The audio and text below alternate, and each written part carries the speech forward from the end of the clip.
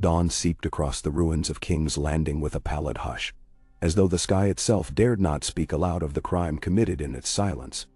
Jon Snow, no longer the man he had been an hour before, stood alone in the great shell that had been the throne room.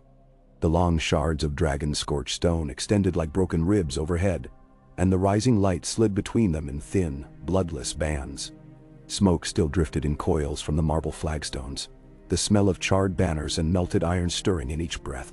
His leather gloves were dark with soot, and something more unforgivable. They trembled as he peeled them off finger by finger, aware that his palms were clean no longer. Daenerys lay where she had fallen, upon the shattered remnants of power that had consumed her long before the sword pierced her heart. Her silver-gold hair fanned across the blackened steps.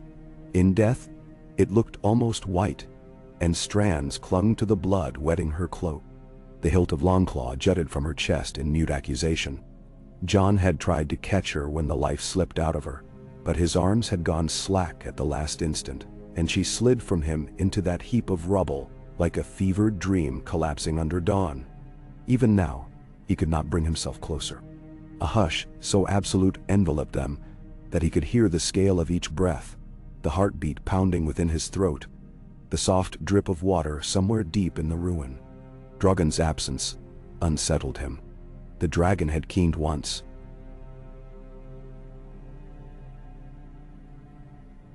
So loud the heavens shuddered, and borne her away in a storm of wings and blazing grief.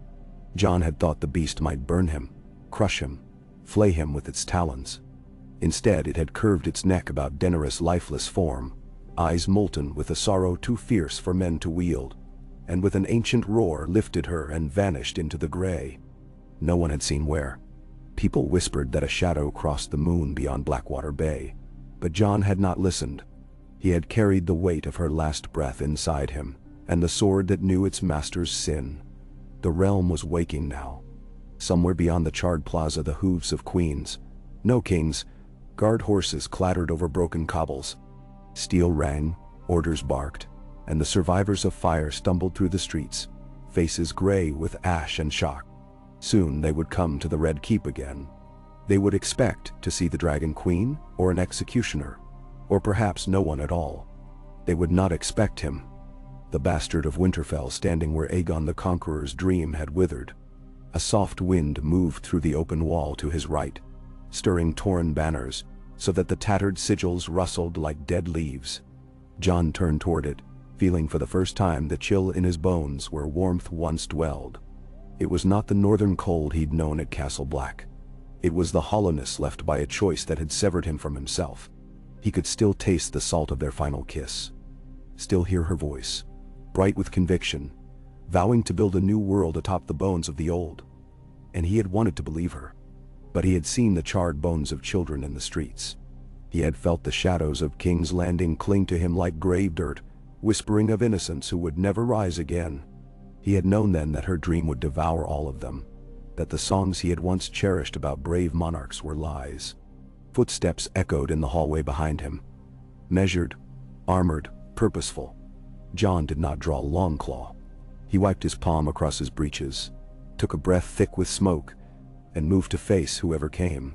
Sir Davos Seaworth appeared first, lantern in hand. Though morning glimmered overhead, the Onion Knight's hair, what little was left, was caked with soot. His eyes widened at the sight of the Queen's absence, at the blood pooled about the ruin of the Iron Throne, melted to a twisted spine of metal. Behind Davos, Tyrion Lannister emerged in silence. He had shed his hand of the Queen brooch. He carried only the chain links clutched white-knuckled. And further still, gray hood drawn low, was Arya Stark, lithe and still as a shadow among shadows.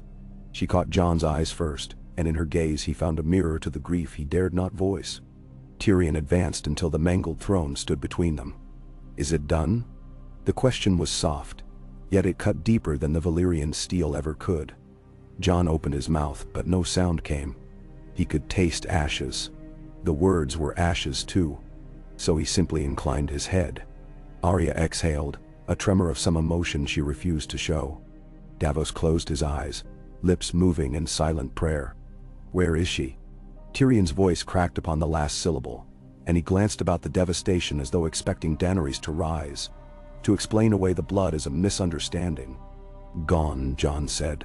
"One word for life, love, and kingdoms ruined." Drogon took her. Tyrion gripped the twisted iron of the throne. The dark curve of melted blade seared against his palm, and he recoiled, pain snapping him awake.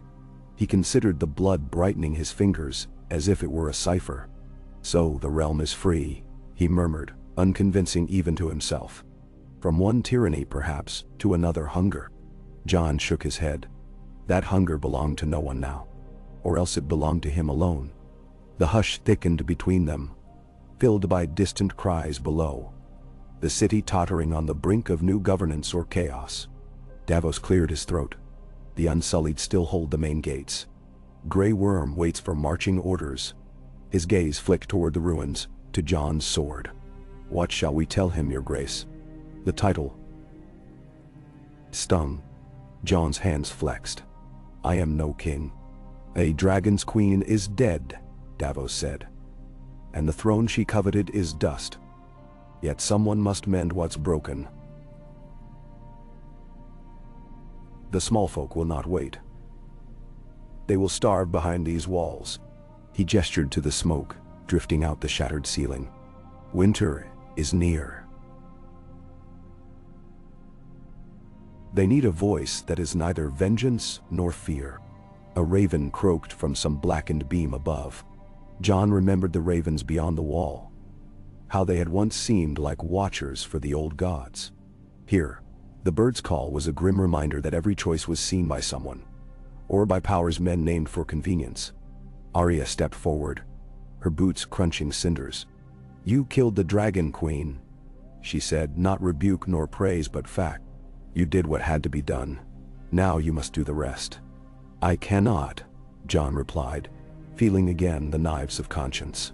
"I've taken too much already." His sister's expression was unyielding. "Wishing doesn't unmake what is, Jon. The realm will look for someone to blame or someone to follow. You best be the latter, lest their grief shape a monster of something worse." "Man, show." Tyrion leaned upon the cracked stone dais, shoulders rising in a sigh. "The Unsullied will not kneel easily. Nor the Dothraki. We stand upon a field of embers that might yet catch." He turned his gaze skyward through the hole Drogon had made. "Still, I suspect the dragon will not return, and without her, their loyalty is unanchored." Jon felt suddenly the weight of thousands of eyes beyond these walls. The people of Westeros who had watched black wings blot the sky, who had heard their children scream beneath fire. They would curse the Targaryen name, perhaps curse the Stark blood that felled her, perhaps curse every highborn voice promising deliverance. He almost wished to flee, to sail north and take the black again, to bury Longclaw in the snow and let the wind scour the stain upon it. Yet even the wall was broken now. There was no shield between the living and the memory of fire. Davos approached, laying a gentle hand upon Jon's elbow. "Lord, whatever you choose, do it swift. Word will spread faster than ravens. If chaos takes the street first, we may never mend it." A clamor rose through a gaping archway. Metal boots on stone, voices in the guttural Valyrian of the Unsullied. Grey Worm entered with 2 spearmen. His gaze flicked instantly to the blood, to the empty ruin of the throne, then to Jon. A muscle jumped in his jaw. He spoke not a word. Tyrion stepped between them like a brittle shield. "Grey Worm," the imp began, diplomatic despite the bandages around his throat. "The queen is gone. Her vision has passed beyond us." The captain's spear butt hit the floor with a crack. "The war is not done," he said, English thickened by harsh breath. "The queen's enemies remain." "Who are those enemies now?" Davos asked. "Children? Ash under the wind? The war is finished." Grey Worm did not lower his spear. "Our queen commanded justice. Her command is eternal."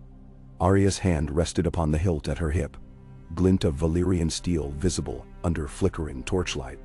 Jon stepped forward, chest tight. "It ends today," he said. "There will be no more executions. You have fought bravely for her cause. Now fight for peace." The Unsullied's dark eyes met Joan's in a silence electric enough to set iron singing. 1,000 unvoiced memories weighed between them. Myrrine? Astapor? Chains broken? Masters slain. At last, Grey Worm's gaze shifted to the ground. He nodded once to his spearmen. They lowered their weapons in unison but did not retreat. A compromise of posture only. Tyrion exhaled relief. "There will be councils," he said, eyes on Jon. "We must speak to Lord Gendry, to Sir Brienne, to the lords who yet live. Winterfell remains strong. Dorne will wish to be heard. The Riverlands—" "We cannot summon lords to a grave," Jon interrupted. "First shelter the small folk. Quench the fires. Tear down what's twisted. Feed them. Then we can speak of crowns." Davos smiled, rueful. Spoken like Ned Stark reborn. Jon flinched. He felt the old ghost of his father rise in memory. The cold honor that once seemed so simple. Yet even Ned's honor could not navigate this charnel house. Jon turned away before they saw the storm gather inside him. Through the jagged archway he stared upon the black water. Sun creeping golden across waves, studded with charcoal remains of burned ships and floating beams. The sea seemed limitless, capable of swallowing every sin. But the horizon did not beckon him. It loomed, like a promise that one cannot outrun what he has done. Grey Worm's voice drifted to him. "My soldiers will obey commands of justice. If justice fails, blood will answer." Jon faced him. "Then justice must not fail." Another hush, brittle. Tyrion rubbed the chain links between his fingers, as though feeling for guidance. "I will draft proclamation," he murmured more to himself. "A call for assembly. The realm must see what is left of its rulers. Who among us looks like a ruler?" Arya asked, her mouth quirked as if tasting something bitter. "We are ghosts in a tomb. Yet even ghosts bear crowns when the living refuse." Jon thought of Bran, far north of these smoldering walls. Perhaps still at Winterfell, perhaps lingering in memories of ravens. He thought of Sansa, bright-haired and resolute, the north behind her like a rising storm cloud. He thought of the people. They mattered most, though they were the least considered in halls of power. They had no champions now. And this, he looked upon the rubble inside the Red Keep, was what Rule had delivered them. He lifted Longclaw from where it lay, pried loose from Daenerys' body only minutes before. The blood on the blade had begun to darken to rust. With a rag torn from his cloak, he began to wipe it clean. The sword's reflection showed a face drawn and older than yesterday, eyes that had watched a dream bleed out. When the steel shone again, ghostly and cold, he set it in his belt. Sir Davos nodded at the gesture, interpreting what perhaps Jon had not yet understood himself. "Your Grace," he said almost kindly. Jon did not correct him. The time for denying truth had slipped away with Drogon's wings. Yet crowns forged in regret weighed heavier than iron. He followed a memory of Maester Aemon's warning. Love is the death of duty. But duty, he now knew, could just as well be the death of love. He had killed both. Outside, a gust whistled through veined cracks in the walls, scattering embers like fleeting stars. Jon stepped past Grey Worm, past Tyrion and Davos, into the corridor emptying toward the courtyard. The corridor was blackened, tapestries burned to ghosts of color, but light pooled at the distant arch. He felt more than saw the others follow. Each footfall sounded small in the vast hush left by dragonfire. Bodies lined the main stair like silent judges. Lannister soldiers fused into the stone by heat. Townsfolk crushed beneath collapsed parapets. Unsullied fallen where Dothraki Arrax met spear. Jon paused at one such corpse, an aged woman clutching a charred doll, then moved on. There were too many stories here to carry. In the courtyard, the sun rose upon a ruin of collapsed towers and broken siege engines. Snow, or perhaps ash, drifted from the gray sky despite the warming light, speckling armor and hair. It melted upon Jon's skin in dirty rivulets. Once, he had found comfort in falling snow. It had sung of home. Now it only whispered of winter returning to claim what fire had spared. Gendry Baratheon strode toward them from the stables, hair matted, breastplate dented. He looked to Jon, then to the others. Confusion writ upon his face. The Queen? One question that held countless others. Jon braced himself, but Tyrion stepped in. "Gendry, my lord," he said, voice measured. "The Queen is gone. We stand at a threshold that will decide what songs men sing for the next 100 years. Men so." Gendry's gaze flicked to Jon's sword, still wet near the guard despite Jon's cleaning. Understanding dawned slowly, like a bruise. He pressed lips together, nodding once. "Then I suppose Storm's End will stand with what's left of justice," he said, surprising Jon with the steadiness in his voice. "What do you need of me?" "Order your men to distribute food stores," Jon said. "Set up shelters for the wounded on the Street of Flower. The worst burns must be tended at once." "Then thou..." Gendry hesitated, perhaps at the direct command, perhaps at the enormity of the task, then bowed his head. "It will be done." Across the yard, Jon glimpsed the gold cloak of what remained of the city watch convening in clusters, uncertain of allegiance. He would need them too. He would need every able body that remembered how to lift something other than a sword. But first he needed to mend the rift opening within himself, that chasm of doubt threatening to swallow him whole. Arya caught up, her stride almost soundless on broken flagstones. "You must keep your sword handy," she said quietly. "Tears don't wash blood away." He managed a weary nod. "You were going to kill her," he murmured, not accusation but understanding. "Yes." Her voice was a blade honed to a single edge. "I saw what she would do with victory." He searched her eyes. They shared the same secret, the burden of necessary murder. Yet some part of him wished she had struck instead, that he might carry only guilt for failing, not for succeeding. But the wish was a coward's prayer. He would shoulder it. "Go to the docks," he said. "If anyone tries to flee, let them." "Cersei's ships burned," Arya reminded him. "Few remain seaworthy. Then oversea repairs. We'll need trade, grain, hope." He forced a breath. "Please."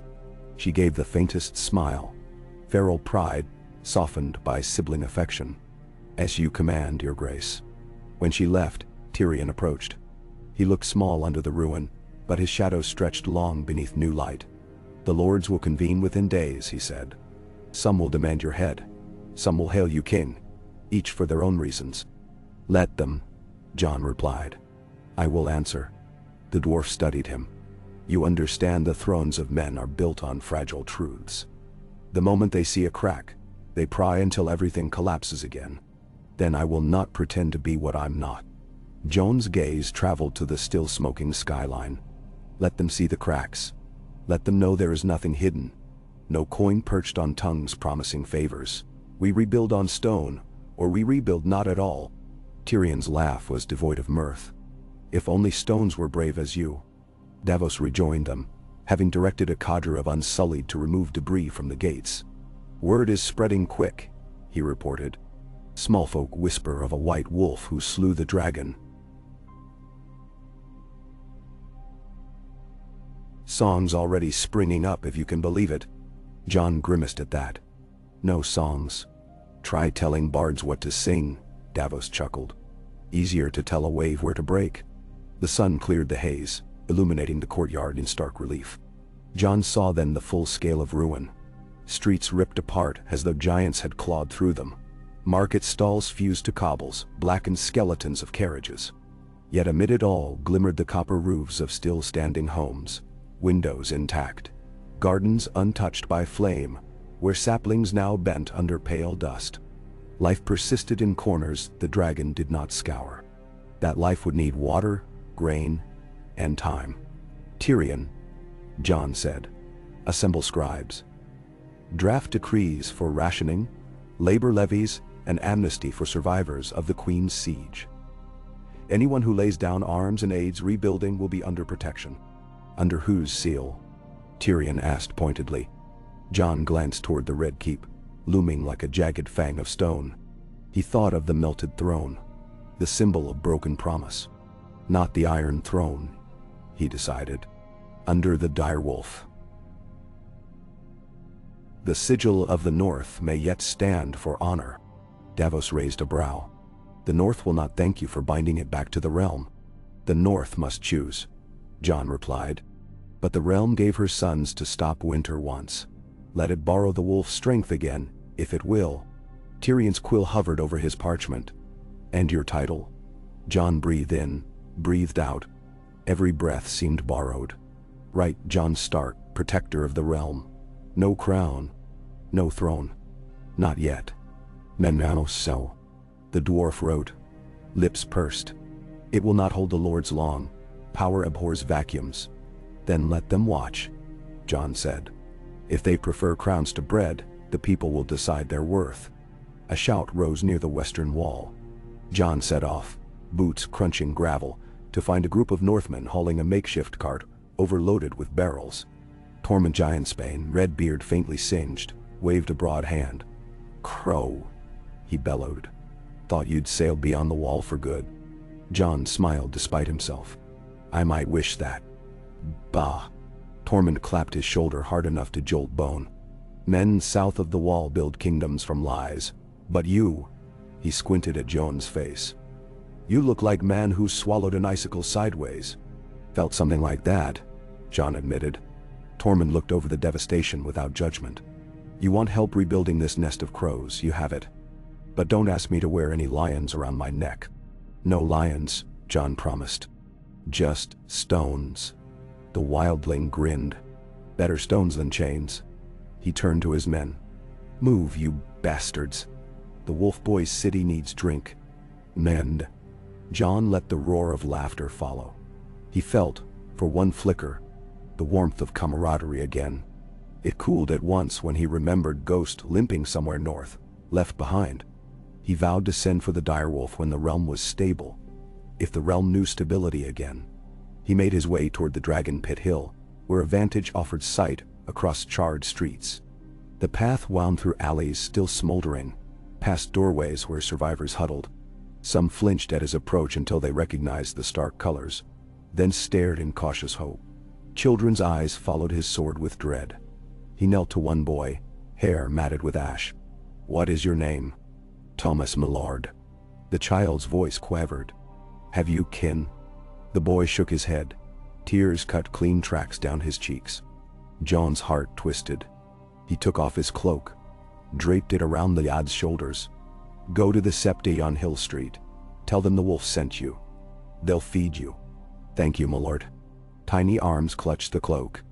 Jon rose, sorrow piercing deeper than steel. One life saved would not redeem thousands lost. Yet he could not pass without trying. It was the only way to keep breathing. Atop the hill, the dragon pit lay cracked, scorched, but intact. He gazed across King's Landing, smoke drifting like morning banners, towers gutted, bells silent. He pictured Maester Sam's face when word reached Old Town, Bran's stillness, Sansa's steel. He wondered what judgment their eyes would carry. But more than any of them, he thought of Daenerys. The fierce spark in her lilac eyes when she spoke of breaking chains, the tremor in her voice when she begged him to build that new world beside her. He had killed not just a queen but a dream he once believed in. How could any rule born of that murder be clean? Footsteps crunched behind him. He did not turn. He knew Tyrion's stride now by the uneven rhythm. The dwarf stopped at the crest, following Jon's gaze.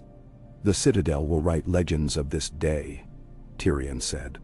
They will speak of the dragon queen slain by her lover to save a kingdom.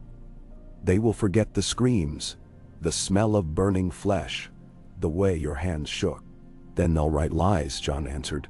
History is written by survivors, not witnesses. Jon studied the horizon. The sun had climbed higher, edging the smoke with silver. Tell them truth enough to warn them. Tyrion sighed. A novel idea, but mortals prefer heroes. They will carve you into marble, crown you with guilt disguised as gold. Jon's shoulders sagged. Would you have someone else wear this sin? No, Tyrion admitted. Someone else would waste it. He clasped his hands behind him. Perhaps the realm needs a king ashamed of the throne, a ruler who will not sit easy lest swords ring again. Jon closed his eyes. The sea breeze lifted his hair. In the hush, he sensed the shape of choice hardening like cooling steel. 5 hours could stretch into 5 years. A reign could last a lifetime or one heartbeat. Yet if he refused, others far worse might seize the moment. And the small folk would pay again. "I will hold the throne," he said quietly, "until we build something better than thrones." Tyrion smiled, thin as parchment. "Then let us begin with rubble and hope." Jon turned away from the city, stepping down the hill toward the Red Keep, toward the vacancy that awaited his reluctant claim. Ravens wheeled overhead, their shadows flickering over walls once white, but now soot-stained. Far off, in alleys and market squares, hammers already struck broken stone aside, voices called for water, mothers sang lullabies trembling with smoke. The realm had taken its first breath after fire, and that breath was a plea. He would answer.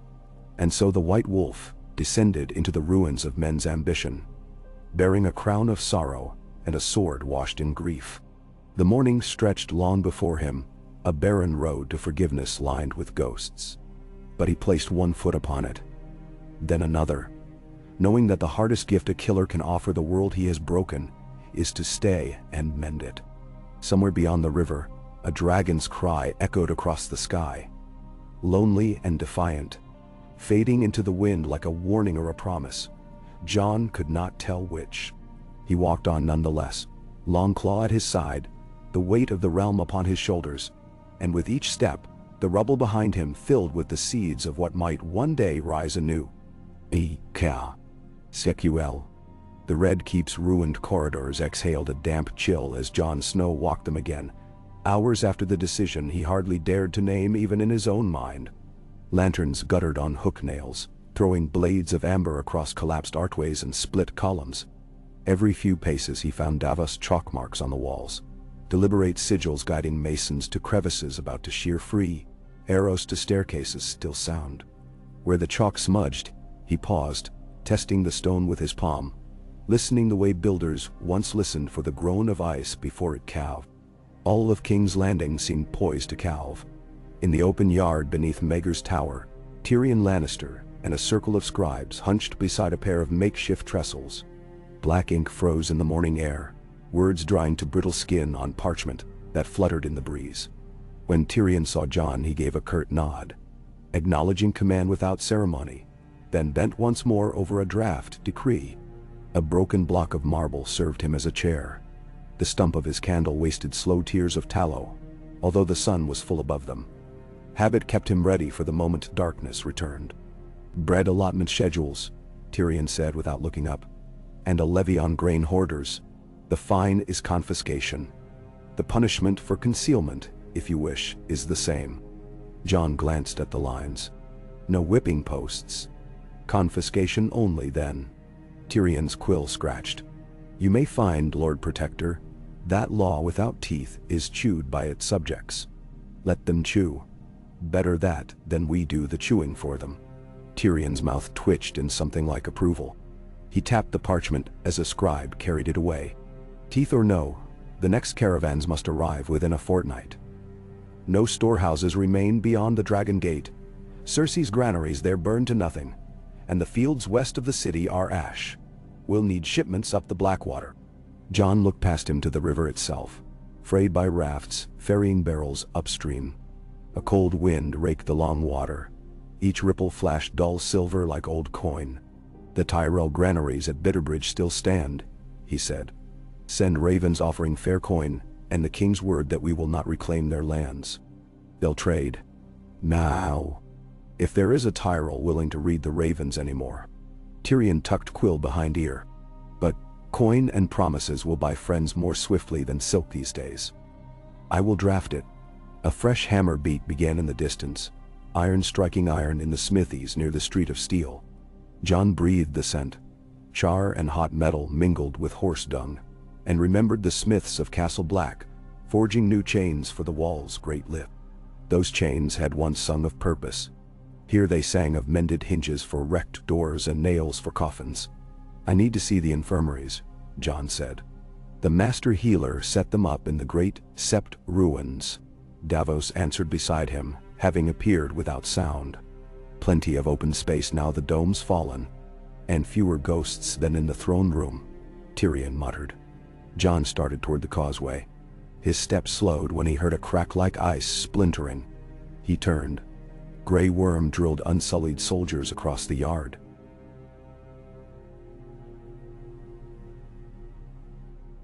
Spear butts slamming flagstone in perfect rhythm. Their shields still bore the three-headed dragon, though the sigils were dimmed by soot that no amount of scrubbing could lift. Grey Worm met Jon's gaze only an instant, then barked an order that pivoted the ranks toward the river road. Not a salute, not quite defiance. Simply motion. The same relentless motion that had carried them from Astapor to Marine to this poisoned jewel of Westeros. He will march those men until their hearts forget the queen, Davos murmured. Or until they decide you replaced her. Let them march, Jon said. Better drills than vengeance. He pushed on, down flights that echoed hollow where bannermen once paraded. The city opened before him in wide, colorless wash. Cinder swallowing reds and golds, smoke layering the sky. Yet life threaded the ruin. Laundry lines stretched between half-standing balconies. Flower pots seized from toppled market stalls, balanced on windowsills. A girl atop a stairwell cradled an infant bundled in singed wool. When Jon passed, she stared with wary dark eyes. He tugged his gloves free and offered her the purse at his belt. Silver stags clinked within. She blinked once, as though uncertain if the coin was real, then took it with a nod that carried no gratitude, only stunned necessity. The Sept of Baelor had been a white, soaring monument when last Jon saw it, before Cersei's wildfire, before Dany's flame. Now its shattered foundation was a shanty town of steadings hewn from rubble. Torn bedsheets hung over doorways. The smell of poultice and rot lay thick. A maester from Old Town, robe hemmed with yellow soot, met Jon at the arch once framed by statues of the Seven. Those shattered visages lay in heaps like felled titans. My lord. The maester bowed, chain rattling. We've scant milk of the poppy. Fever root is gone. Burn salve I can mix if we find lard. You will, Jon promised. I've ordered drovers north to slaughter yard. The maester nodded, but doubt flickered in the bloodshot whites of his eyes. He guided Jon past cots of wounded, blackened skin oozing beneath linens, limbs gone to saws, coffers whose chests wheezed with ash uptake. Jon knelt by a boy whose face was a honeycomb of blisters. The child whimpered, clutching a charred wooden stag. Did you fight? Jon asked softly. The boy shook his head, eyes swollen nearly shut. Ran. Jon brushed soot from the toy's edges. I'll have real honey for you when you're better. The boy managed the flicker of a smile. Pain tightened it before it could stay. Jon rose, the smell of burnt flesh leaching into his cloak. He pressed 2 silver stags into the maester's palm. Pay any sellsword who rides to Tarth for barrels of seaweed salve. Lady Brienne will see they're filled. My lord. Outside the ruins, Samwell Tarly waited, astride a fat cob gelding. Jon's heart lurched. The maester robes hung loose on Sam's broader shoulders. He smelled of recycled parchment and salt from the sea passage. Behind him a mule cart groaned with crates, stamped with the White Tower sigil. Sam swung down. They sent me with all the bandages Old Town dared spare, he said, eyes shining damp. And copies of treatises on smoke lung and burn weeping. Jon drew him into a fierce embrace that startled them both. You came south in the middle of a storm for me again. A storm of ash rather than snow. Sam answered, voice breaking. But you always need me at storms. Jon swallowed a lump, thicker than ash. You heard about her. I did, Sam said gently. And do you? Jon could not finish. I understand, Sam said instead. I feared it might come to this the moment the bells failed. He glanced around. We'll patch what we can. There are still pens of higher learning under the hill, bits of the old catacombs. Get me quills. I'll set scribes copying salve recipes until their fingers bleed. Relief and sorrow curled indistinguishable in Jon's chest. You will have what you need. They set about unloading Sam's provisions. John helped hoist a crate of linen. He felt muscles in his back burn pleasantly, a pain that was honest and alive. The work absorbed him long enough that he did not sense Arya's arrival until her hand brushed his arm. 2 skiffs repaired, she said, base streaked with grease. A third nearly ready. When you have grain, the small council will need to guard it from pirates.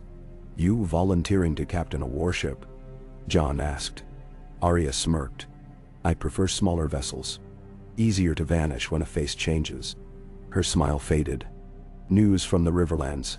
Edmure Tully's free men ride south. Some call it a muster, under Tully banners. Others say they come for your head on Sansa's behalf. John sighed. Edmure likes banners. We'll treat them as guests. Guests can draw blades in royal halls. So can hosts, John said. We'll meet them with bread, not spears. Arya's gray eyes searched his. You've taken a grave on your shoulders, big brother. Is it truly lighter than the black cloak? He started to answer, but a scream rose from the infirmary. They turned to watch a healer wrestle a man convulsing on a cot. John did not look away until the seizures passed into stillness. The cloak could never shelter all of this, he said.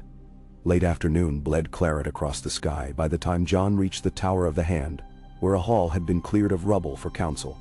Splintered panels of Myrish mahogany served as planks over gaps in the floor. Ivory inlays littered corners like fallen teeth. Yet candles burned, parchment lay stacked, and the air smelled of ink and quicklime rather than death. Soft as that scent was, it felt like first breath. Around the first council table since the Dragonfire sat Tyrion, Davos, Sam, Gendry, Brienne of Tarth, Yara Greyjoy, and Sir Podrick Payne. Ghost's absence gnawed at John more sharply amid the echo of their voices.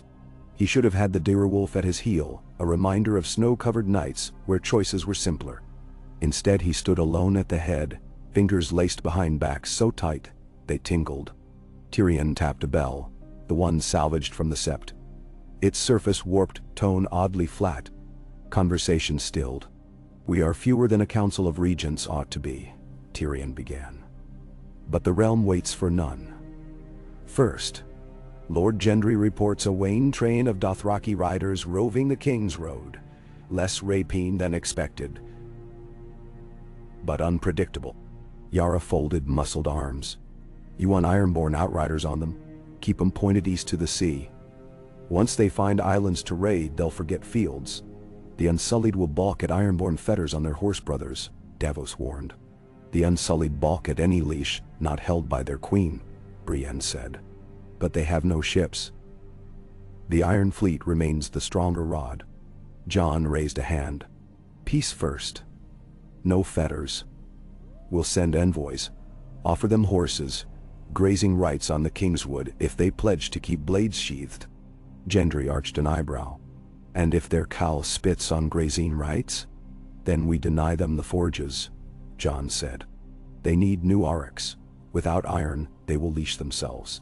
Sam cleared his throat. Second matter. Ravens from Winterfell.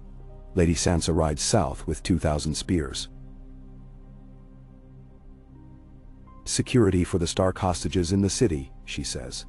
His glance flicked to John. Not hostages, of course. But she has heard tales of disorder. Disorder. Such a soft word for streets painted in soot and blood. John rubbed the bridge of his nose. Send her a raven. Tell her the city stands, that justice holds the gates.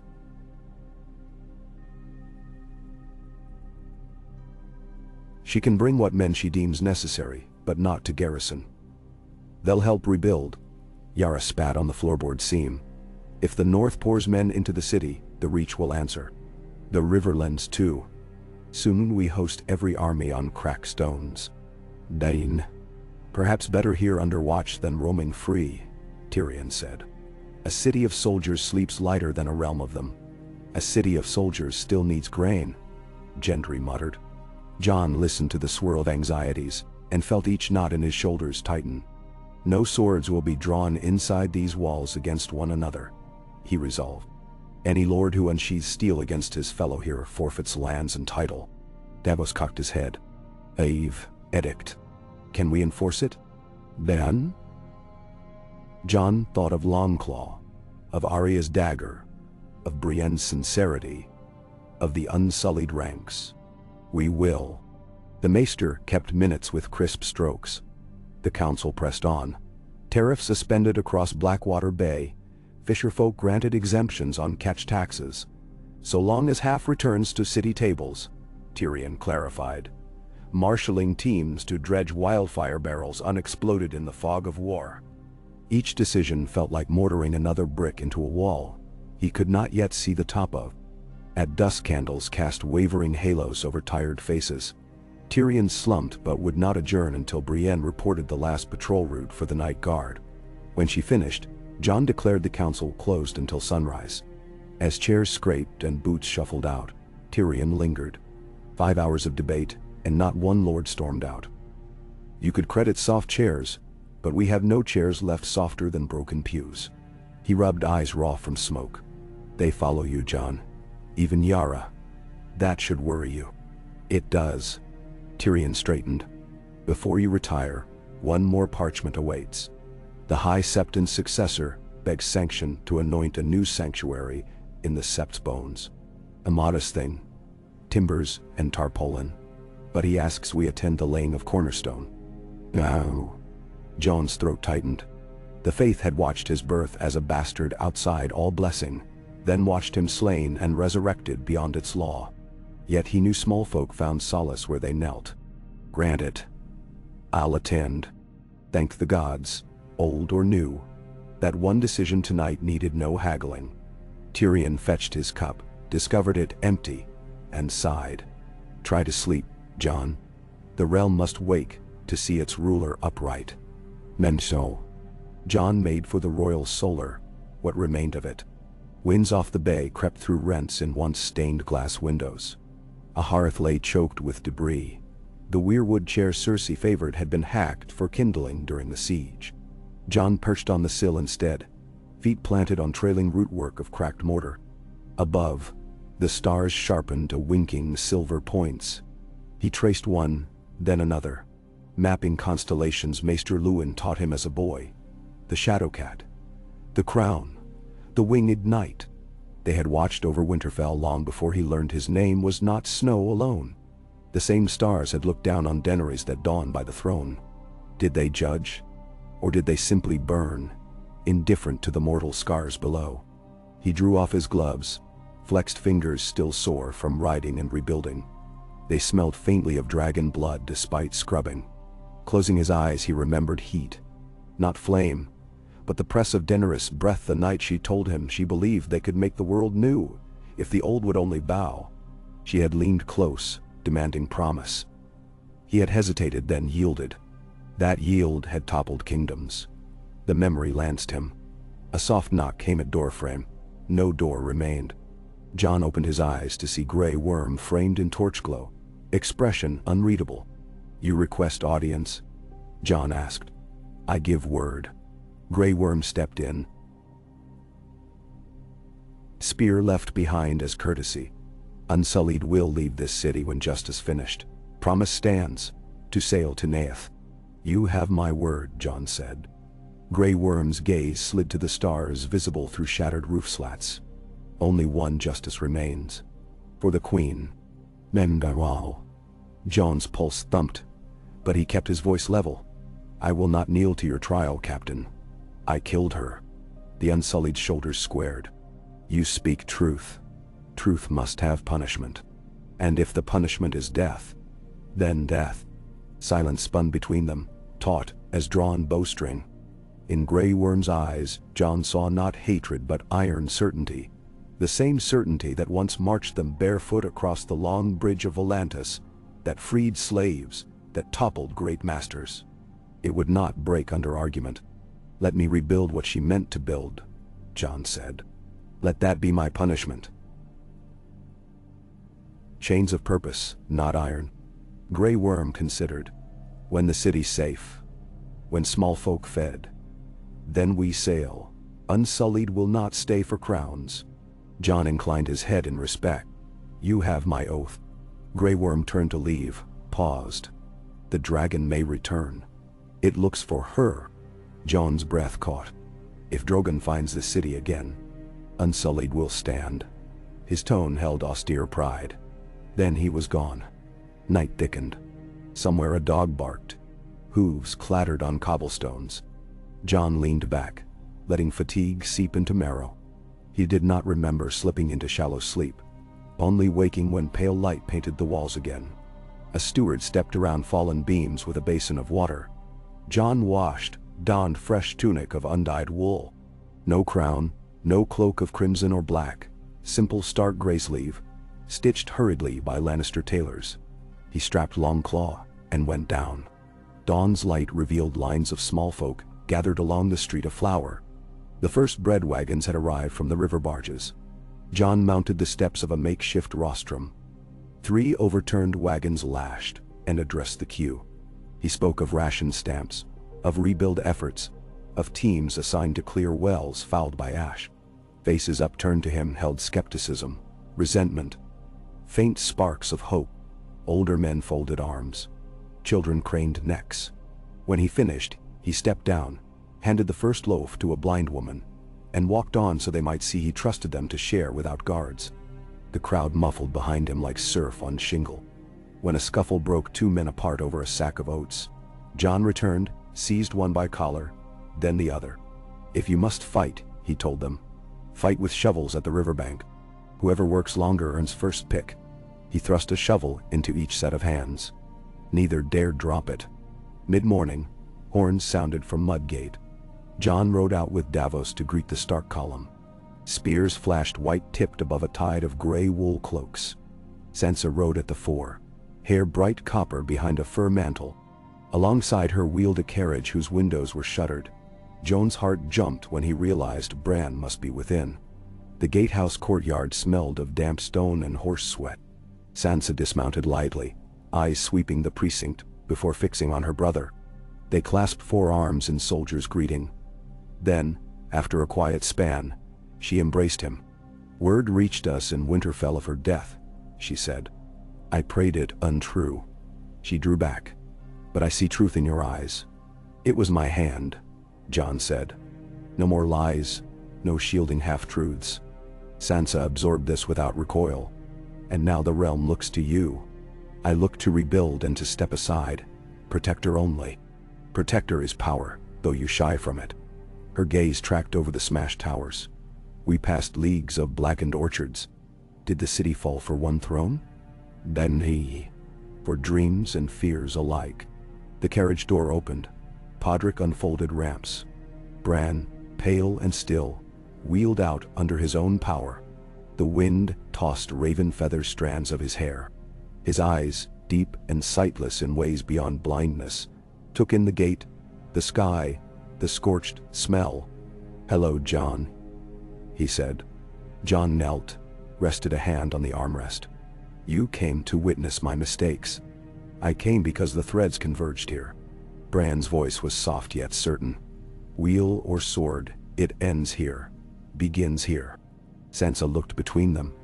Bran sees paths, she said, as though reminding Jon of something he had forgotten. I see choices, Bran corrected. Some darker than death. Jon stood. Then help me walk the narrower road. They proceeded through streets the northern men widened as they marched, pushing aside rubble. Small folk stared at fur-draped soldiers, as though ghosts of bygone winters had descended. Children ran after the column chanting, Wolf, wolf, until a stern northern sergeant shooed them, but not unkindly. At the Red Keep, Jon convened council in the echo of the old throne room, where melted steel still jutted like a fossil skeleton. He set Bran before the dais, Sansa at his right. Twin wolves facing the ruins of dragons. Tyrion, Davos, and the rest assembled. Even Grey Worm entered, helm under arm. Silent sentinel. The session opened with formal greetings, but Bran interrupted after a handful of words. This chamber breeds ghosts, he said. If we would guide the living, leave the dead. They adjourned to the Queen's ballroom, its roof lost but pillars sound. Sunlight spilled across mosaic floors, painting colored shards on dusty boots. There, under open sky, the talking began anew. Lords of minor houses arrived through the morning. House Selmy, House Merriweather. Scraped remnants, but proud. Each pledged swords for grain, rights for coin, fealty for protection. Jon answered each with measured promises he prayed he could keep. When it came Sansa's turn, she unfolded parchments of northern articles. Self-rule. Exempt taxes for winters longer than 5 years. Right of return for any Northman conscripted south. Tyrion winced but read each aloud. Jon accepted all but one. You ask for no oath to the Protector, he pointed out. Sansa's chin lifted. The North will kneel to no king, save a king of Winterfell blood. Jon exhaled. A hush fell. Even ravens piped down beyond the broken walls. Then release me from title, and I'll ride north tonight. Murmurs sprang. Tyrion shot upright. Bran closed eyes as though listening to distant surf. Sansa's expression softened. We need you here, Jon. But we need also the dignity of choice left to those who froze defending it for centuries. Then Tor. Choice then, Jon said, voice firm though his heart hammered. After the harvest repairs, we call a great council. Every lord and lady, highborn and freeholder, invited. We decide the realm's fate together, even if it rends kingdoms. Grey Worm stepped forth. Unsullied will stay until council ends. He glanced to melting throne shards. And after? Jon met his gaze. After, you sail to Nath. Bran opened his eyes. The council will succeed if each enters with open hands, not closed fists. The ballroom crowd quieted, reflecting perhaps on what they held too tightly. Days lengthened. Under scarlet sunsets, gangs cleared debris. Smithies spat sparks. Sailors hoisted grain aboard river skiffs, and unsullied patrolled in casks of fresh water. Ghost arrived, led by Tormund from the north, fur singed from some skirmish but eyes bright. The direwolf bounded across the courtyard, nearly bowling Jon. Laughter pealed, startling genuine, ricocheting off stones unused to mirth. Scribes at tables beneath canvas eaves drafted charters of free trade between kingdoms yet unborn. Street performers reclaimed squares, singing ballads so fresh, ink still dried on the parchment tucked in their belts. Ballads of White Wolf and Broken Dragon. Jon disliked them, yet could not silence song from hearts yearning to make sense of grief. On the 13th evening since Daenerys' death, Jon stood on the loft overlooking the vault where Drogon had once curled under moonlight. Empty now, but salted wind carried faint scent of scales and smoke. He half expected to see a dark shape on the horizon, wings eclipsing starlight. Nothing came. Footsteps stirred behind him. He turned to find Sam clutching a slim volume. The maesters call it the Burnt Book of Baelor, Sam explained. Accounts of healing after battles. Some pages melted together. Others blank where ink boiled off. I thought you might read the parts that remain. Jon took the brittle tome. Will it help stitch flesh? Perhaps not. But it reminds that men tried to mend after older fires. We're not the first to think healing impossible. Men. Jon thumbed a melted page. The words at edge read only, we bound hope to bandages. He closed the book gently. I've bound hope to lesser things before. You're doing well, Sam said, almost shyly. Better than you think. I feel I do nothing but sign parchments. Parchments end wars, Sam insisted. Ink and grain and stubborn kindness do more than swords. You said those words once at Castle Black, to Thens and free folk. Jon smiled. Faint. Did I sound half so sure then?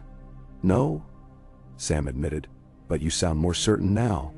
They watched clouds drift until Sam excused himself to tend to cipher ravens. Jon remained. Below, carpenters hammered a new throne dais. Not a seat, but a long table had ordered, fashioned of plain oak. There would be no chair higher than another at council. From that vantage, it looked unassuming. Yet it felt larger than any gilded crown. Ghost padded up, pressed cold snout into Jon's palm. He sank fingers into thick fur, listening to city sounds. A lullaby in a tongue from the summer aisles, distant clatter of smith hammering, water lapping quay stones. Life, tentative, but insistent. He realized he was breathing with it, matching rhythm. Somewhere far off, thunder rumbled. Not storm clouds, but cannonades of rock slides along blackwater bluffs, loosening under recent heat. Jon wondered if dragons once sounded like that while hatching. The idea made him shiver, though the wind was warm. At midnight, Arya returned from her patrols, moonlight glinting on the needle-slim dagger at her hip. She found Jon still leaning on balustrade. "I counted stars," she said. "There are fewer. Smoke dims them. They're still there," he replied. "Are you?" She looked at him sideways. He considered. "Most mornings I fear I've turned to stone like the rest of this fortress. Then someone asks for help, and I find my feet moving. Good. Keep moving." She stepped to the edge. "When the council ends, I'm sailing west, past the sunset sea." Jon's breath caught. Away from everything? Toward something new. She waited a beat. "You'll come see, one day. If the 7 Isles hold." She smirked. "8 by then, I hope." She clasped his shoulder. "Live, Jon. Long enough to send ravens across oceans." He covered her hand with his. "You too. Live fiercely." Dawn of the 14th day broke crimson. Jon convened court before the oak table. Small folk thronged courtyard walls. A hush fell as he stepped forward with Ghost at heel. He spoke of counsel to come, of shared purpose, of breaking chains without breaking hope. He ended with a vow. "While I wear the mantle of protector, no man or woman shall die for the crime of hunger, nor freeze for want of roof, while grain lies in any lord's granary, or coin clinks in any noble purse. The realm itself will stand trial before the eyes of those it failed, and each of us, highborn or humble, must answer." Silence held a breath, then another. Then cheers flared, ragged, uncertain, but growing until the ruined arches rang. Jon did not raise his sword. He simply inclined his head, accepting not their praise, but their charge. When he turned away, he glimpsed Tyrion watching with misted eyes. Sansa, lips set in determined pride. Bran, expression unreadable save a hint of wind stirring unseen thoughts. Even Grey Worm's rigid stance seemed to soften, if only by a thread. That evening, ravens burst from the rookery, dark arrows streaking toward every corner of Westeros. Dornan's red sands, Gultown's cliffs, the Arbor's vineyards, Bear Island's storm-lashed pines. Each carried the same summons, a great council in the waking spring, to decide whether thrones belonged to crowns or to people. Under torchlight, Jon watched the last raven vanish into night. He leaned on the rampart, weary yet lighter. For the first time since blood-christened Longclaw on dragonfire-blackened stone, he felt path beneath boots rather than abyss. The way ahead wound through tempests, pirates, lords, dragons perhaps, and might claim his life before end. But it belonged to choice, and that was a kingdom he could bear. He turned from the parapet, making for the stair that led to the hall where Sansa waited to speak of northern roads, where Davos spread maps of shipping lanes, where Tyrion measured casks of ink. The lantern he carried swung a small warm circle ahead, illuminating each step just as he needed it, and no farther. Behind him, the wind whispered over melted iron, rattling loose scales of ancient weaponry. It sounded almost like distant wings. But when he paused to listen, it fell silent, as if the city itself had decided to sleep at last beneath the watch of a wolf, rather than a dragon. He tightened his grip on the lantern and descended, ready to hold vigil through the long night until dawn came again. One breath, one signed parchment, one lifted stone at a time. Okay. PGSQL. Smoke no longer clawed the citadel roofs by the 40th day. Yet Jon woke each morning smelling it in his beard, as though memory itself exhaled cinders. Dawn broke thin and lavender across King's Landing, and the mending city answered with hammer music, wheel rumble, distant gull cries. He rose from his cot, a narrow trestle in a chamber behind the Tower of the Hand, pulled on plain wool trousers and undertunic, and dunked his face in a basin so cold It stung him alert. Through a ragged lancet window, he saw scaffolds webbing the city, like new sinew, over broken bone. Pennants of many houses fluttered there now, not in conquest but in wagered hope. Baratheon black on gold alongside the kraken of pike, the sun spear of Dorne rubbing shoulders with the flayed man of the Boltons. No longer an emblem of dread but of penance, its bearer comes south to beg shelter after winter blighted his fields. That was the shape of this makeshift peace, a patchwork of grudges stitched into truce by need. He belted Longclaw, ran fingers down the direwolf pommel, habit more than reassurance, and stepped into the corridor, Ghost padding at his heel. The direwolf's coat had shed most of its scorched tangles. New fur grew thick, a living banner of the north. Guards posted along the hall. 2 unsullied, 1 Northman, 1 city watchman, in borrowed plate, murmured greetings as Jon passed. The mixed details were his edict. If the keep must bristle with soldiers, let every hallway remind them whose lives interlocked now. The first council of the morning convened in the old Maegor garden, where shattered marble benches had been pulled into a rough oval beneath budding orange trees. The stink of rot had finally lifted. Crushed citrus leaves scented the air. Tyrion already waited, quill in hand, scribbling notes onto a slate, because parchment stocks dwindled again. Davos warmed stiff knees beside a brazier. Brienne stood straight-backed at the circle's far arc, expression calm despite the steel-blue bruise darkening her cheek. A souvenir from parrying a drunk reachman who mistook a sparring yard for battle. Gendry, engineering soot on every knuckle, rolled an iron hinge between calloused fingers as though to remind himself solutions could be forged. Sansa arrived last with Maester Sam, one reading dispatches, the other carrying them. She greeted each counselor by name, then knelt to scratch Ghost behind the ears, a gesture more heartfelt than any handshake. Jon felt the unspoken conversation in her glance when she rose. Another night without rest, brother. He gave the faintest nod, both answer and apology, and turned to Tyrion. Let's begin. Ship tallies first. Tyrion tapped the slate. 8 grain cogs from Bitterbridge moored at the Iron Gate by dawn. 3 struck shoals outside Maiden's Walk and wait for tugs. Master of ships begs sweep of riverbed before larger hulls come alongside. He also reports a black-hulled galley, sighted off Elk Rock, flying no colors, presumed raider. Then Yara Greyjoy, legs stretched atop a broken fountain plinth, spat a date pit into the dirt. Mine, Asha's men, told them to circle coast and keep pirates honest. She shrugged at Jon's raised brow. Ironborn don't sit in councils forever. We itch. Your itch phrase nerves in Harbormaster's office, Davos said. Signal flags next time. Yara's grin was razors and salt. Flags fade. Fear stays bright. Then Jon let it pass. Too many fences needed mending already without salting this one anew. Have them hail the garrison when they anchor, he said. The city feeds any crew that defends the lanes. Sam adjusted spectacles. On feeding.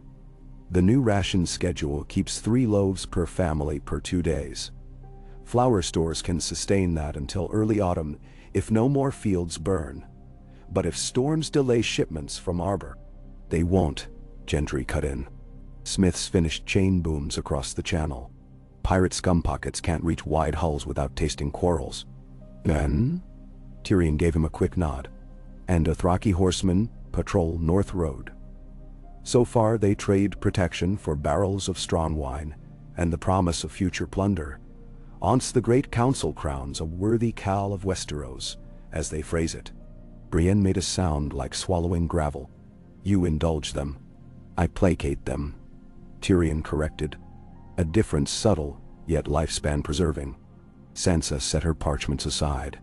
If the council fails, the Dothraki will not wait for another realm to rise from ashes. We cannot build a kingdom upon borrowed tempers. That is why the council cannot fail. Jon said. Silence answered. Everyone knew how slender that guarantee remained. He drew breath. What of the Reach lords en route? Davos consulted a weather-creased ledger. Tarly trains meet Fossoway levies outside Bitterbridge by week's end. Hightower banner sails from Old Town as we speak. Each bears grain enough to last half their march. They expect stabling, wagons, quartering. We'll find it, Jon said. If barns empty, we open cellars. People first, soldiers last. Brienne's blue eyes met his. Lord Roos's bastard. Lord Bolton now. Ramsay, Jon supplied, voice flat. Hair rides too. Parting of hairline ash on flagstones filled the hush. Tyrion's brow arched. I misremember the annals. Did the Boltons not perish? Ramsay's half-brother took lordship through king in the North Decree, Brienne explained. A lesser cruelty, yet still a Bolton. We invite all, Jon said. So none claim we stacked the hall. Stacked halls topple on those who build them. Sansa's tone iced the air. She and Bolton blood had old reckonings. Yet she inclined her head. I will meet him at the gates, and remind him whose skin is still his own. That ended formalities. Tyrion drifted to Jon while others dispersed. Gendry returning to forges, Brienne to drill yard, Davos to harbor. The imp toyed with a peeled section of orange, thoughts flickering like caged fireflies behind his eyes. 5 weeks until council, he murmured. 5,000 lords, plus retinues, plus camp followers, descending on a city with half its wells seized by rubble. We've patched aqueducts, but one cracked sluice and typhus courts us all. And now all. Then crack no sluice. Jon glanced toward towers still skeletal against morning light. We'll station healers at every cistern. Boil water. The faith militant can bless kettles if that soothes minds. You trust them? I trust that hungry men prefer soup to sermons. Jon clapped Tyrion's shoulder and strode off, ghost trotting. Midway down the eastern parapet, he met Arya tumbling out of a doorway, shirt plastered with sweat. She had spent the night sparring Dothraki children, teaching them dancing they'll forget by breakfast. And now she bounced a Braavosi coin across knuckles. You look older, she teased. You look guilty, he returned. Only of winning. She flicked the coin high. Sunlight flashed. I heard rumors last night. Varys' little birds maybe, or fresh ones hatched. Some claim the Iron Bank sent a man. Gold for anyone who slits the White Wolf's throat before the Great Council robs them of interest. Jon smiled without mirth. Tell the bankers I owe nothing they can collect in blood. Arya's gaze sharpened. Still, I'd keep 2 blades under pillow. I hardly sleep enough to bother. He nodded at her coin.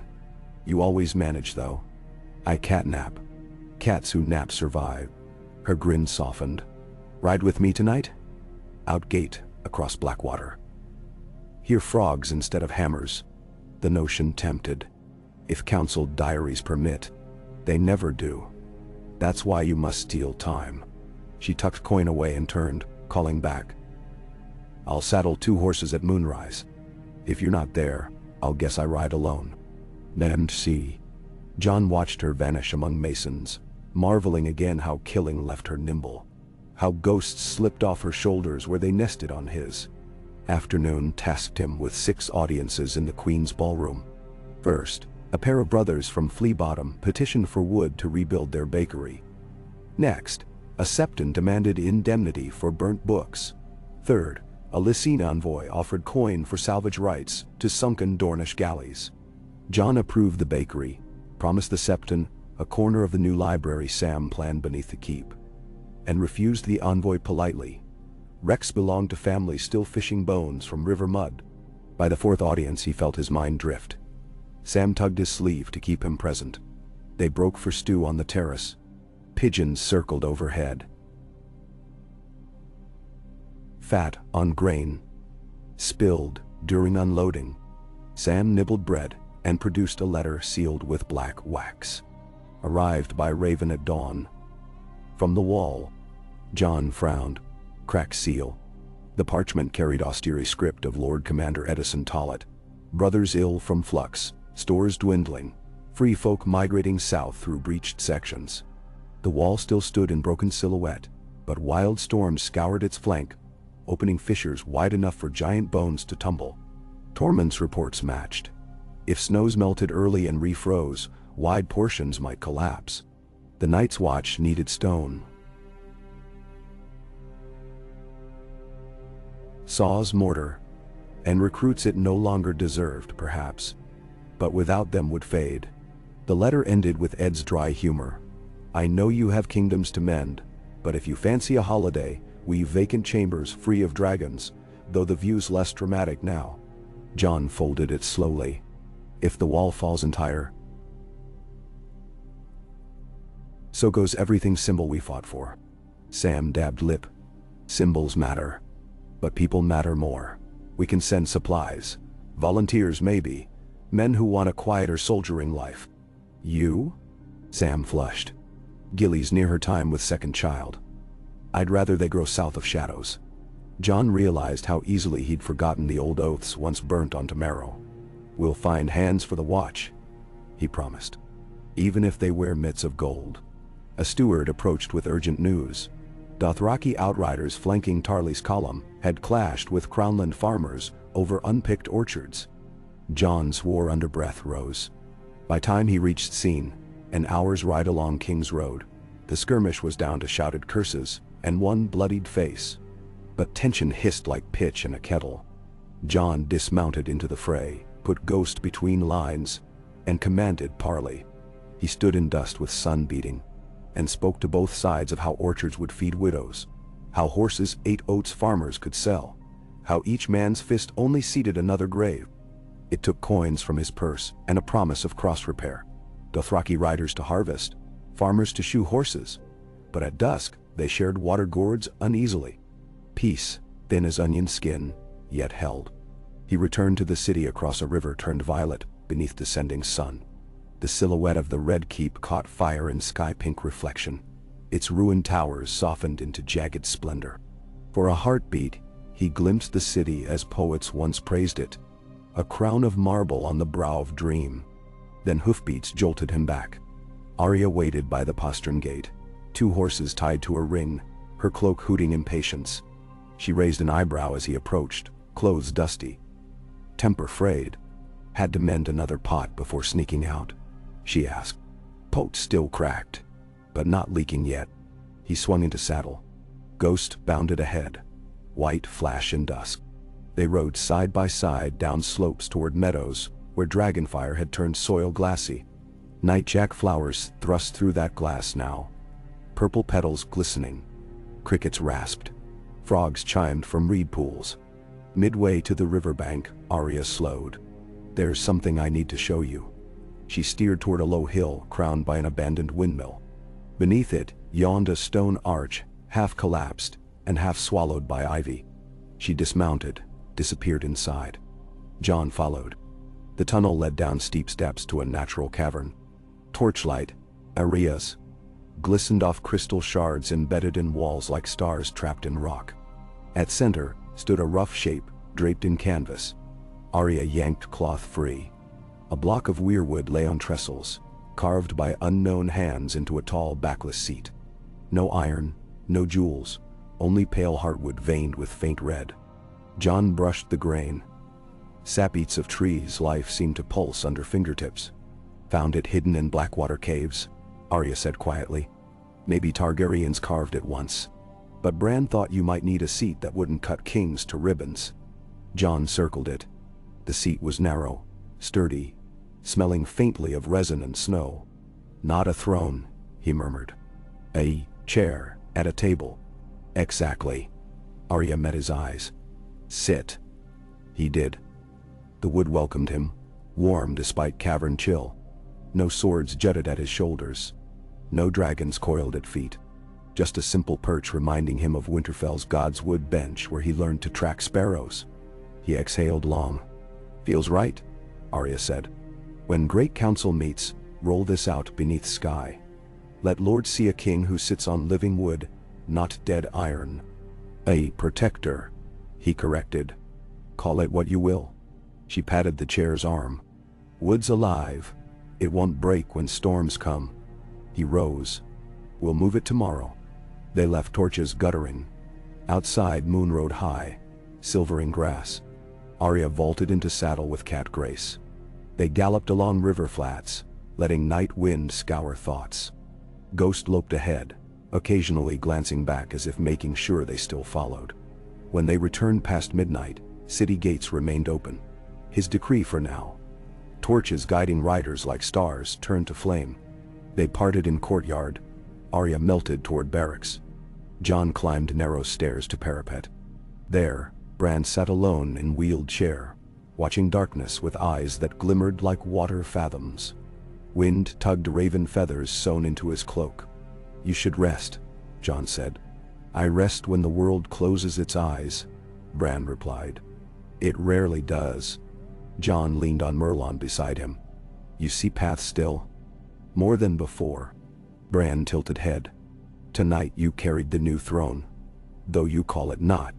Chair." Jon insisted. "Every chair is a throne once someone rules from it." Jon sighed. "Am I ruling? Or just keeping pieces from scattering? That is rule. The best kind, made of mortar rather than banners." Bran's gaze slipped distant. Yet one piece strays beyond any ruler's reach. "Drogon?" Bran nodded. "Far east now, near the Shadowlands." Grief drives him beyond maps. But grief circles back on itself. He will return. For revenge. For meaning. Bran's voice thinned like mist. Dragonfire tempered Valyrian steel. Dragons sense when history cools too slow. When council meets, steel of words will clash.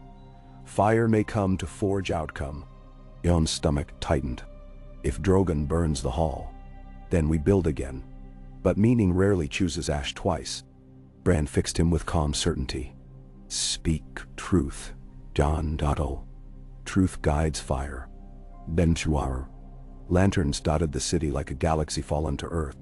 Jon watched them flicker, each a meal cooking, a baby crying, a couple whispering fear or love. So many small fires. Did they fear the Great Ones still roaming skies? He wondered whether Daenerys' ashes cooled on Drogon's scales or scattered to winds over far seas. Did she see this patchwork kingdom rising? Would she despise his caution? Or perhaps hope to sit in the weirwood chair beside him, not above? He left Bran to stars and went below to his room. There, he found parchment on cot. Tyrion's hand. 3 assassination rumors, tonight. Council chambers compromised? Might relocate to Sept Crypt. Less accessible, though morbid. Also, wine stocks thin. Urgent. Jon dropped note on table. He unlaced boots, but sleep eluded him again. He took quill, drew list of tomorrow. Move chair. Inspect aqueduct. Meet Bolton envoy. Review wall supply train. Assign healers at wells. Write to Iron Bank. No interest until harvest. Quill hovered. He added, "Dream of snow falling quiet." Then he slept. A shallow tide of images. Weirwood leaves red as blood. Streets paved in breadcrumbs. A dragon circling above a wooden chair, while children watched unafraid. Dawn, day 41. Arrived with clamor of bells. Real bells, newly recast from roof-torn copper. Rung by orphans given privileges. Their music cheered laborers, echoed through freshly swept avenues. Jon dressed quickly. In yard, workers heaved the weirwood chair onto a cart, padded with straw. White. It took 40 hands to roll it uphill into the Red Keep courtyard. Lords curious of commotion gathered on balconies, murmuring at sight. Jon ordered chair placed at long oak table. Sun caught pale grain. Crimson vines looked like rivers across farmland. The image rooted many to silence. "A throne carved of northern heart," Lord Hightower observed, stepping close. "Will it sprout leaves?" Jon laid hand on backrest. "Perhaps. And if it does, we'll welcome the shade." Word spread through city. The Iron Throne's ghost surrendered to Heartwood. Some sniffed at sentiment. Others wept, remembering trees they sheltered beneath long summers past. When Grey Worm saw it, he merely nodded once. The unsullied new wooden seats, stone seats, no seats. They served who sat. That afternoon Ramsay's half-brother arrived, Lord Domeric Bolton, a lank man with wary eyes, claiming he wished to bury Bolton's sins under good works. Sansa faced him before the gate. She wore gray velvet, No jewelry but a silver direwolf brooch. Domeric dismounted, knelt. "My house stained the north with horror," he said loud enough for onlookers. "Let me trade flaying knife for plow." He extended a carved wood box. Inside lay strips of flayed skin, too pale for human, likely goat, but symbolic. Sansa accepted without flinch. Signaled a servant to burn them. Thus House Bolton entered the city unarmed. That night Gendry tested the new chain booms, massive links strung across Rivermouth, winched tight by oxen. Jon watched from pier as lamps illuminated steel curving like serpent across water. If pirates came, they'd find fangs turned inward. At council, Sam presented a miracle, a ledger of debts owed by Crown since Robert's Wars.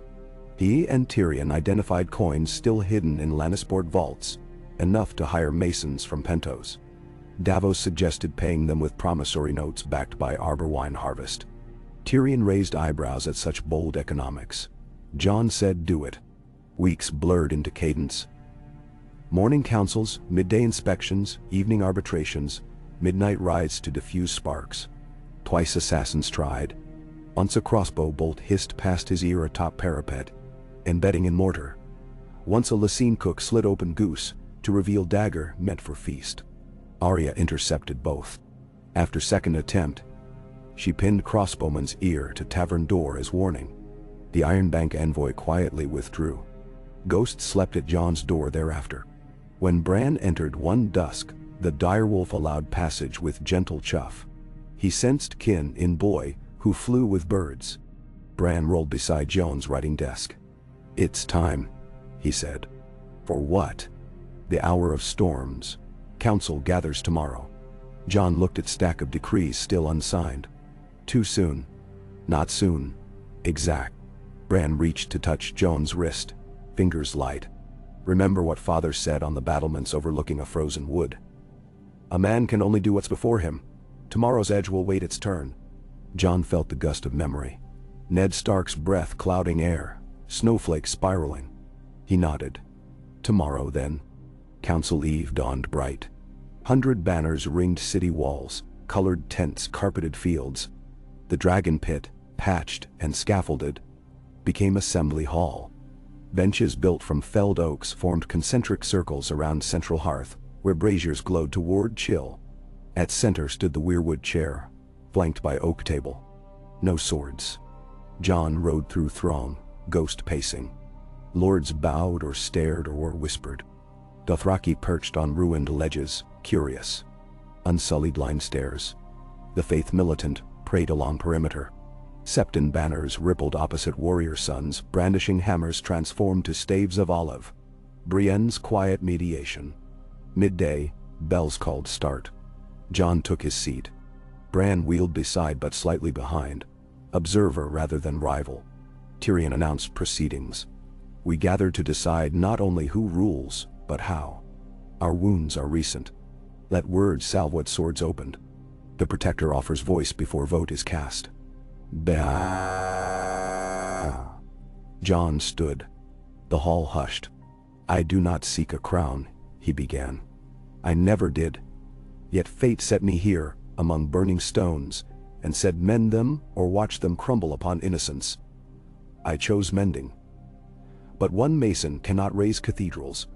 So I ask each of you, lay down quarrel, lift brick, share mortar. Lay down quarrel, lift brick, share mortar. Choose government that guards every hearth, not just high castles." He gestured to chair. "This seat is not mine, nor is it yours until the realm grants it freely. Today we decide, do we place one above all, or do we share burden across many? Whatever path emerges, know this. I will serve it, not command it." "Damn." Murmurs rustled like wind through leaves. Garth of Old Town rose, favoring Council of Monarchs rotating each decade. Prince Corran of Dorne proposed confederation of free kingdoms. Yara demanded Iron Island's independence with right to raid villains, not farmers. Ramsay's brother suggested dual monarchy. Stark in north, whoever in south. Voices overlapped, tempers flickered. Then Sansa spoke. She stepped into circle, cloak gleaming. The North will not kneel, but neither will it stand aloof. My brother's dream is one I share, a realm of shields, not blades. Let the kingdoms elect a protector every 7 years. Someone with no claim but merit, subject to recall. A wardenship, not a kingship. We Northerners will participate if free to leave should protector tyrannize again. Nendandewal. Shock rippled. Elect a ruler. Some applauded, others scoffed. Tyrion addressed Hall. Merit is the coin rarest in thrones, costliest when spent unwisely. Yet perhaps, he glanced at Jon, lowered voice. Perhaps the times ask we try. Debate raged. Sam distributed scrolls describing ancient Rhoynar councils, Bravosi Magister elections. Lords argued logistics. Who votes? What counts? How to prevent buys by Goldhand? As sun dropped crimson behind broken arches, Grey Worm entered ring.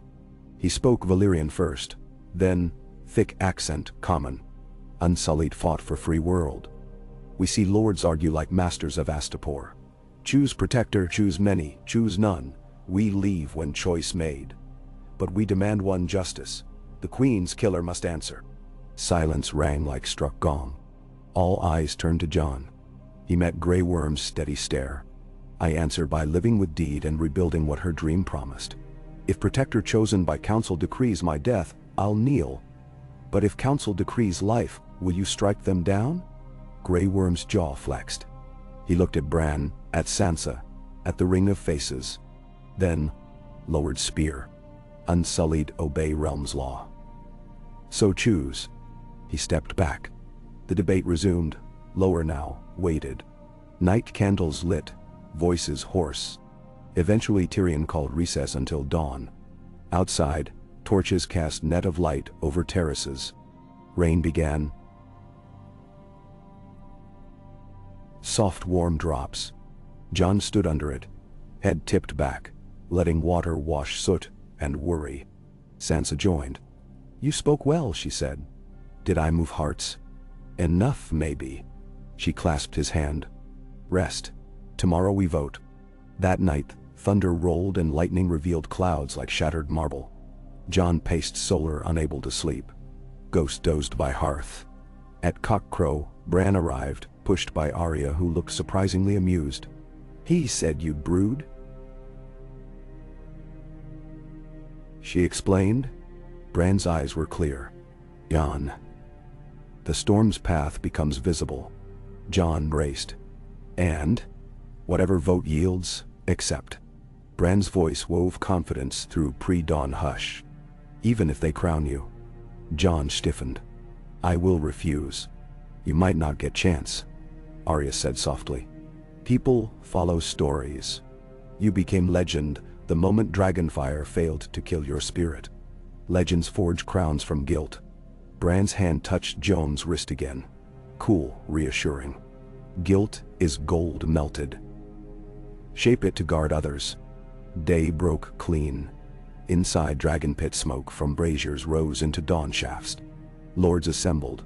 Exhaustion etched in every crease. Tyrion stood upon step. Last evening we heard many visions.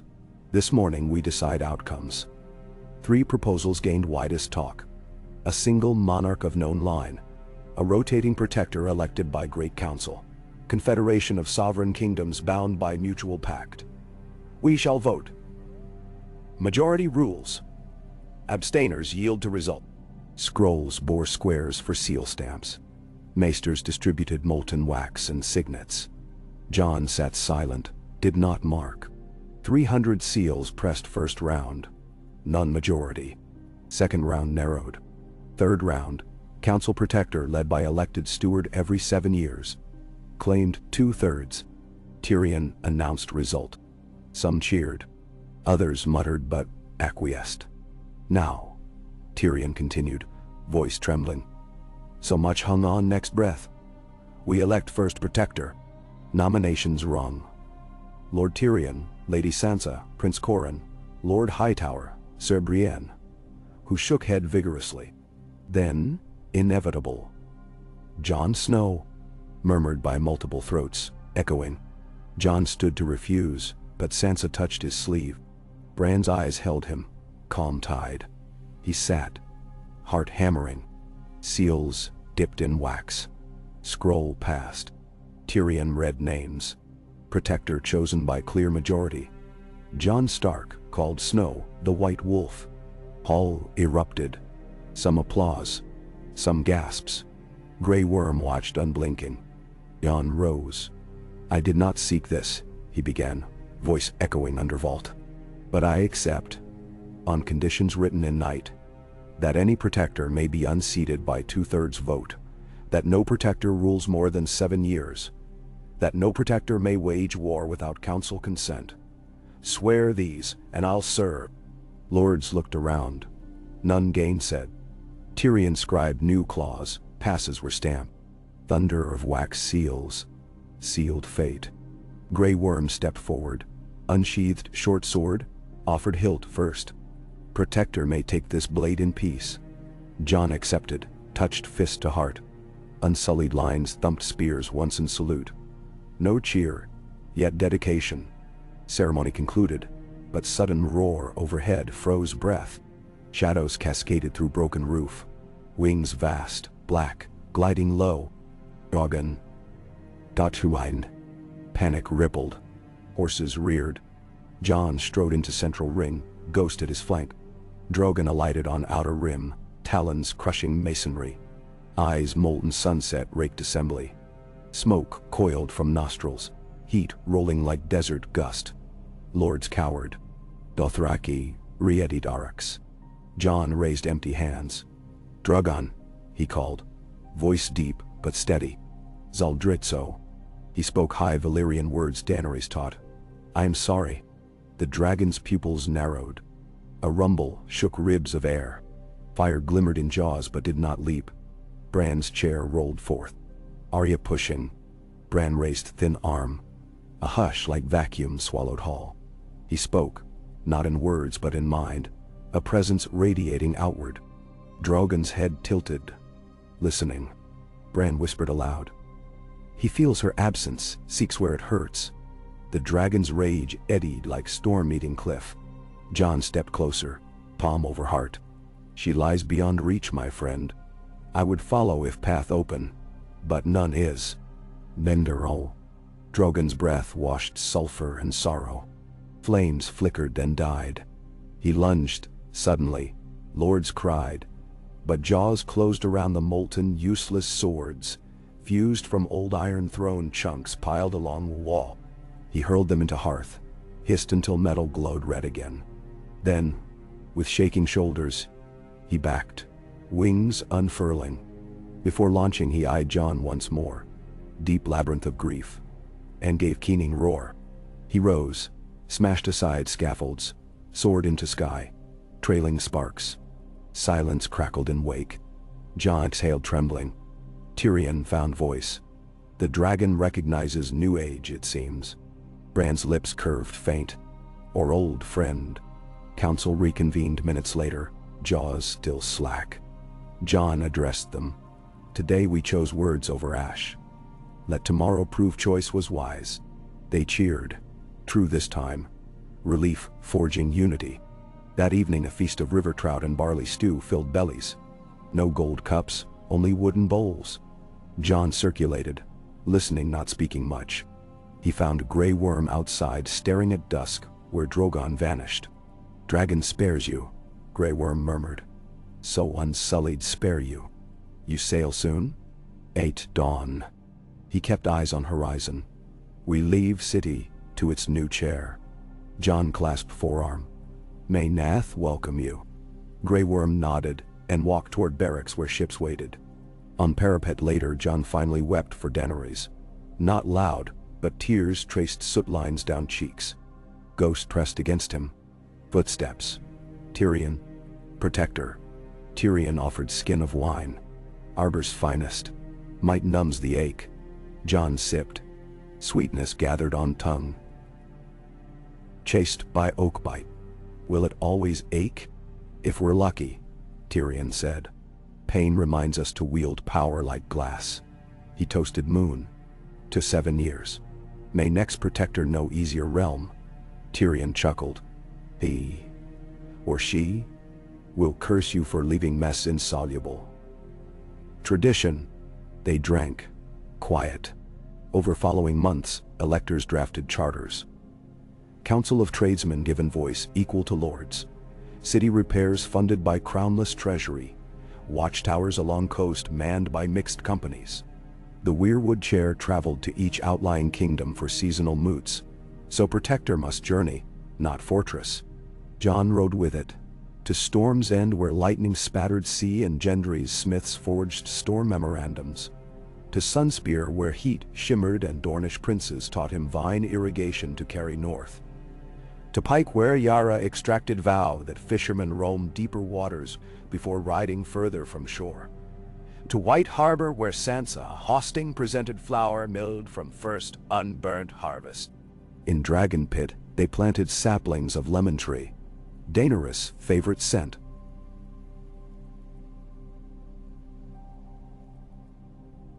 Sam discovered from old letters, and children played among them under broken dome.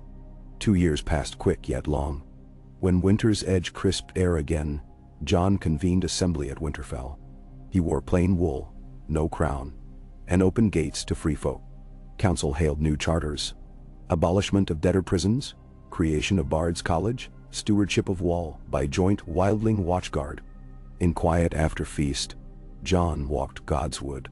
Snow-dusted red leaves. Arya gone west months earlier. Bran dwelt often in memory. Sansa ruled north with calm pride. Tyrion scribed treatise on governance. Sam tended first public infirmary in capital. Brienne commanded queens, or rather protectors. Guard. Davos taught orphan sailors trade routes. Gendry redesigned plows. Pieces mended. Jon knelt by Heart Tree. Wind sighed. He thought of Daenerys, of dragon cry echoing still across far skies, of steel thrones melted, of wooden chair sprouting white buds each spring. He touched frozen ground and whispered wordless thanks.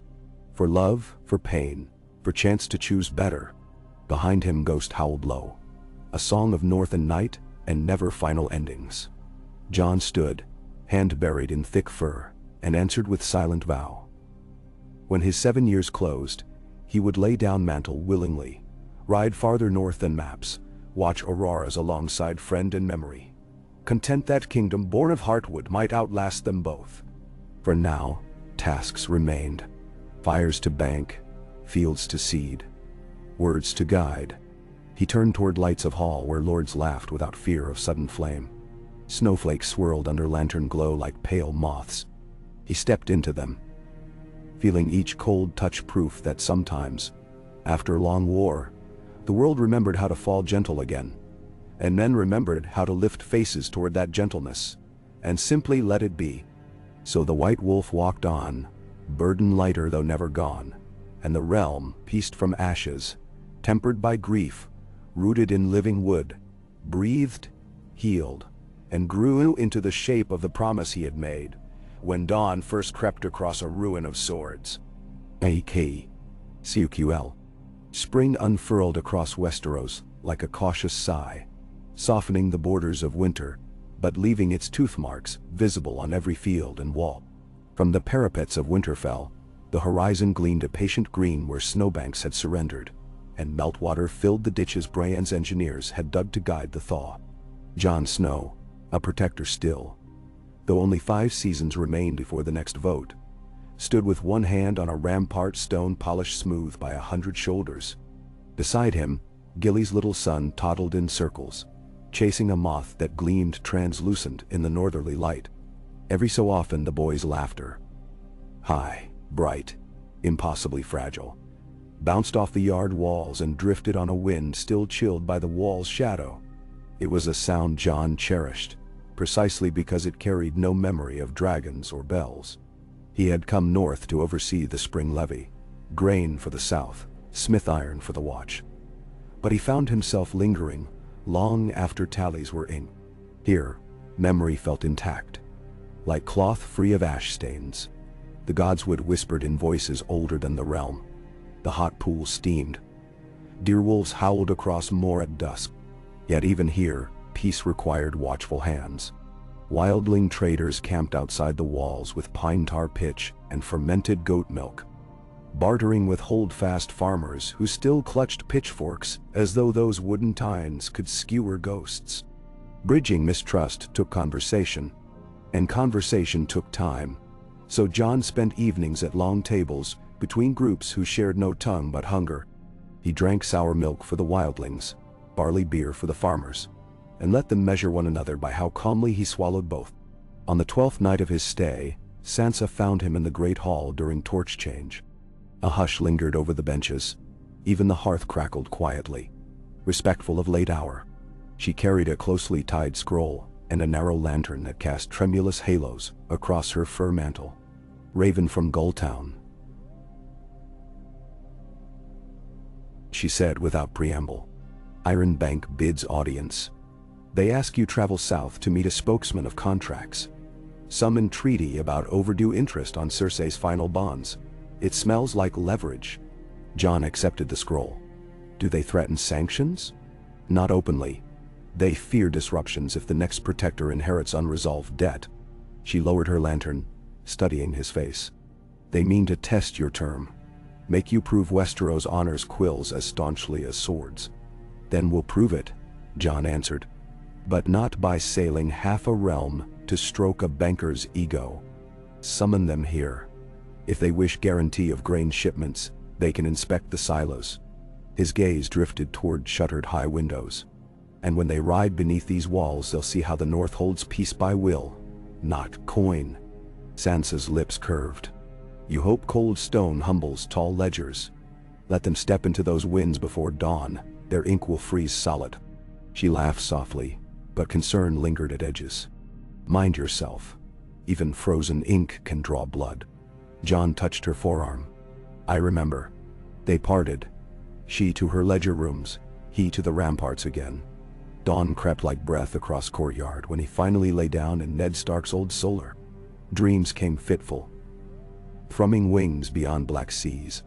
A dragon coiling over a wooden chair. But the dreams receded with the crow's cry that summoned another day of obligations.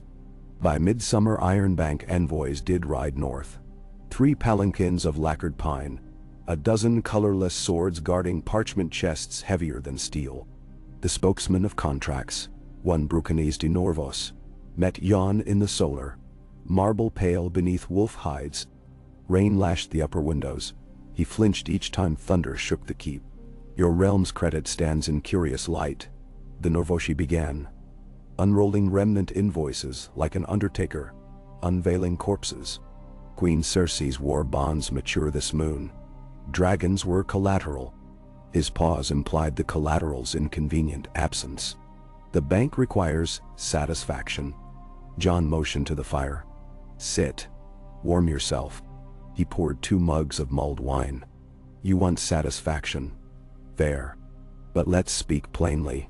No dragons remain for pledge. Our coin lies in seed and steel. Invest in that. You're paid thrice over come harvest." "Nenarsar." Brucanis sipped, grim-faced. "Seeds fail in drought. So does gold in a fire." Joan's voice stayed level. "Your ledgers hold figures. My granaries hold food. Invest in silos and roads. Your repayment moves safely, even in drought." He leaned forward. "Or call due now, and I'll pay in iron. The realm owes you weight. We melt the old Lannister lions, ship them east, temper them into the chains that moor your tall ships." Brucanis studied him, eyes flicker sharp. Thunder banged again. At length, he set cup down. "The bank prefers dividends to melted statues." He pulled a lesser scroll, stamped with a modest seal. "We propose equity. In your shipping lanes. 5 years toll at reduced rate. In exchange for deferment of principal." John stood, clasped hands behind back. He thought of Davos charts. Cogs heavy with grain crowding Blackwater. Warship hulls patrolling. If he ceded tolls, he lost leverage over peace at sea. But he would buy years of solvency. He heard Maester Sam's advice echo. Compromise buys tomorrow for those who might never reach it otherwise. He reached for quill. 2 years, he amended, striking 5 on the scroll. And bank pledges loan to rebuild Old Town King's Landing Post Road. Interest forgiven if route opens within seasons. Brucanus's quill hovered. Rain pummeled shutters. Finally he signed, seal wax sputtering in candle melt. "We will test this road," he warned. "Ride it yourself," John answered, "and see where payments truly travel." By autumn the Norvoshi envoys did ride south along half-graded causeways, stone culverts bridging soggy fenland, watchtowers rising every 5 miles. Word of their satisfaction trickled back with praise for cider houses, trouting like mushrooms along the new trade spine. Gold followed praise. Masons cheered. But peace was no straight coin path. As the first snows dusted Storm's End ramparts, a raven reached John bearing a strip of blood-spattered vellum. "Nightshade plague in Crackclaw Point. 7 villages abandoned. Sea Watchers blame Bravosi traders." Dava scrawl, annotated margin. "Sickness moves quick. Send healers or pyres." John convened council in the keep's war room. Sam laid out maps. Brienne strode lines of defense. Gendry weighed forging cauldrons to burn infected bedding. They dispatched riders with vinegar mop packs, copper bleeding bowls, septons for prayer.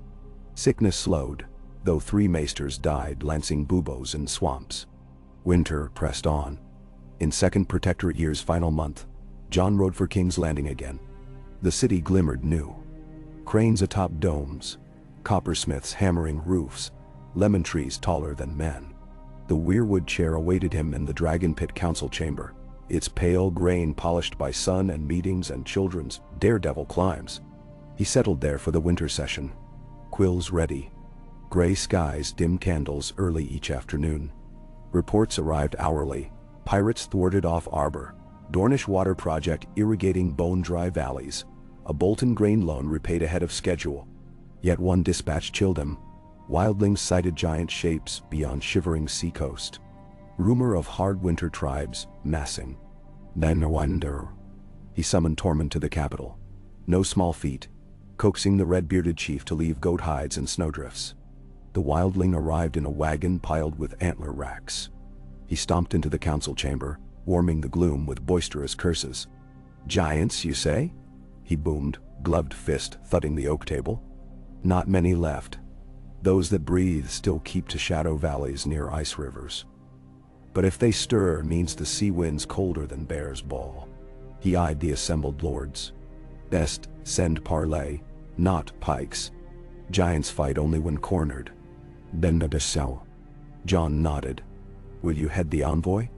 Tormund grinned, beard ice-spangled. "Hey, I'll talk sense to big folk. Might need barrels of salt pork and that sweet southern drink. Rum. Giants fancy new flavors. Take what you need," John said.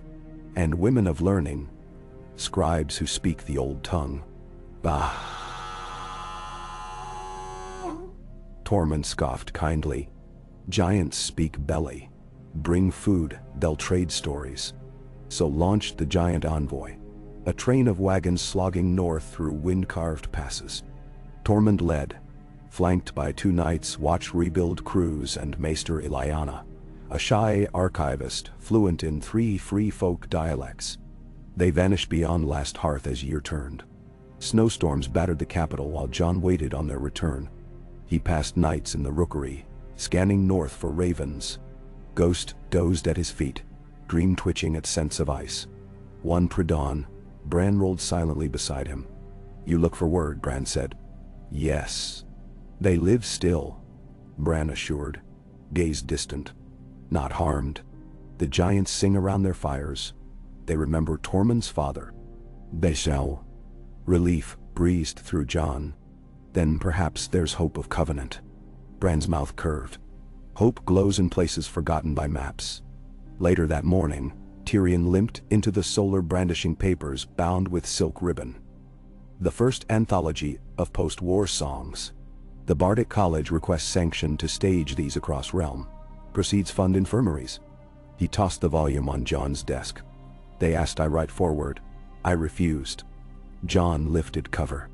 The title, embossed in plain letters, read ballads of the broken throne.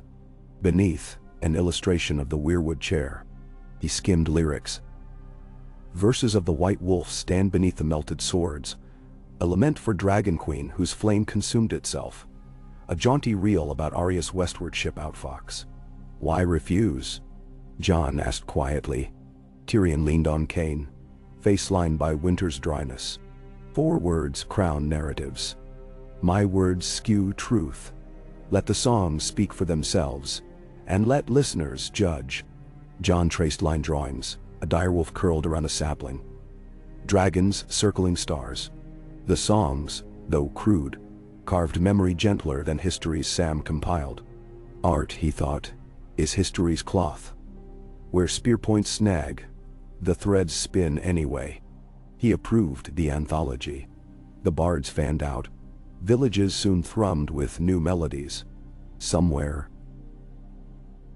children sang of a chair made of living tree, and a king who wore no crown.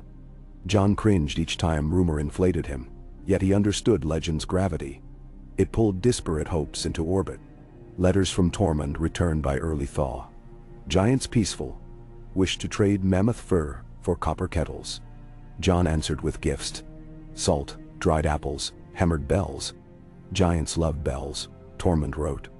They braided them into beards to jingle in mating dances. At council, laughter blossomed like spring rain. Summer 3 of the Protectorate dawned with clear skies, but muttering fault lines. Gendry scouts spotted Ironborn raiding far beyond their license. Slavers this time, not simple plunderers. Yara sailed swift to intercept, but House Harlaw captains resisted. Skirmishes erupted. A warship burned. Jon traveled to Pike. Stinking rope bridges swaying over gull-screaming gaps. To arbitrate. He stood on the Saltcliff pier beneath weeping clouds and told Yara grimly that blood-tied raiders forfeit their longships. Offenders consigned to rebuild orphanages in King's Landing. Some Ironborn bristled. Hard pride of salt and wind, yet Yara enforced with iron. 4 ships scuttled, holed where bilge waters sighed.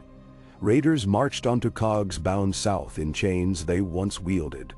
The spectacle rippled across the isles. Old priests muttered curses, but fishermen cheered. Less retribution from mainland navies meant calmer nets. Trade replaced riding. Slowly, uncertainly. Yet stories seeded. The seasons folded onward. In the Vale, remnants of Arryn vassals squabbled, until Sansa journeyed through mountain gates with only 10 guards. She convened them at Snow's Nest, lectured on common pasture rights, and left behind a charter as simple as bread. Share the high meadows. Tithe 1 goat in 20 for seed flocks elsewhere. By harvest, the goat tithe delivered kids to every holdfast from Gulltown to Bloody Gate. 1 crisis answered sprouted 3 more. But each time, coalition of hearts and hammers answered. Brienne's wardens developed code of crosshouse dispatches. Red stamped leaf for urgent hunger. Blue wax for plague. Green for trade issue. Messengers galloped on relays. Petty wars subsided before dawn soared high enough to cast long shadows. In the 4th year, a new star appeared in eastern sky. A flick of silver that drew astrologers and small folk to rooftops nightly. Some claimed it augured doom. Others, rebirth. Jon watched it from the Red Keep garden after a balmy council evening, palms resting on weirwood chair's arms. Beside him, Maester Sam pointed out constellations. Records show a comet at Conquest Eve. Sam mused. And one at Robert's Rebellion. Sky may mark beginnings more than endings. Jon thought of Drogon, somewhere under those cold lights, wings slicing dark. Sometimes the sky reminds us we're small, he said. And small is where care starts. Sam nodded. Speaking of care, Gilly asks if you'll attend little Aemon's naming day. Tomorrow at first bell. Jon smiled. Wouldn't miss it. He looked again at the star, pulse warming to concept of beginnings. He slept that night free of nightmares. A rarity. Dawn bells called him to naming in the cities, new sept of simple mercy. A timbered hall open to sky. Light streamed through rafters. Children's voices braided with birdsong. Jon knelt as Gilly placed the babe in basin of warmed river water. The septon invoked both old and new gods. Sotheriosi midwife adding a third blessing. Jon sprinkled moss seeds into water, symbol of rooted spirit. When he lifted the infant high, applause thundered. For a heartbeat, he thought, this is why thrones must break. So children can be lifted without shadow of blade. That notion resonated days later, when Bran summoned him at dusk beneath lemon trees. The three-eyed raven, folk whispered now. Though Bran disdained title, he sat quiet until leaves stilled. Your term nears its 5th year, Bran said, voice like wind at door crack. Rumor knots again in corridors. Some lords plan to motion for rule extension. Jon frowned. Charter forbids amendment before 6th year. They know. No. Yet test. Bran looked at him, deeper than sight. Will you yield if they press? Or cling because realm still mends? I'll yield, Jon answered without pause. Even half-mended cloth survives if stitched by many hands. Bran nodded, as though confirming future path. Then prepare for parting.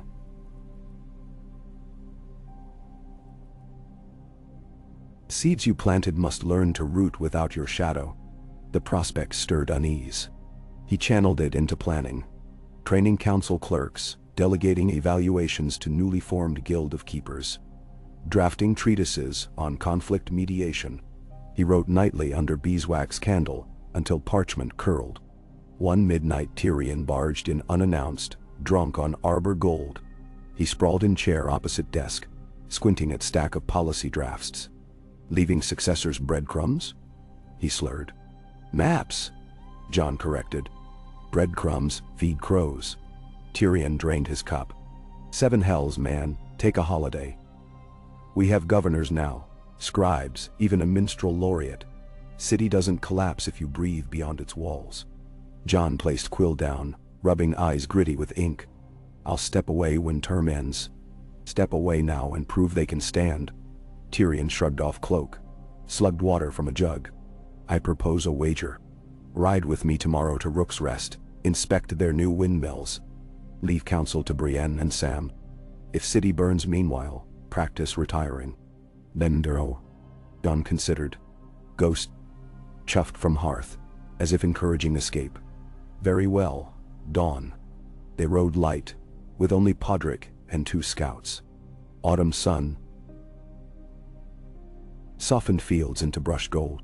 At Rook's Rest, new mills clacked as sails caught brisk sea wind, grinding barley for half the crown lands.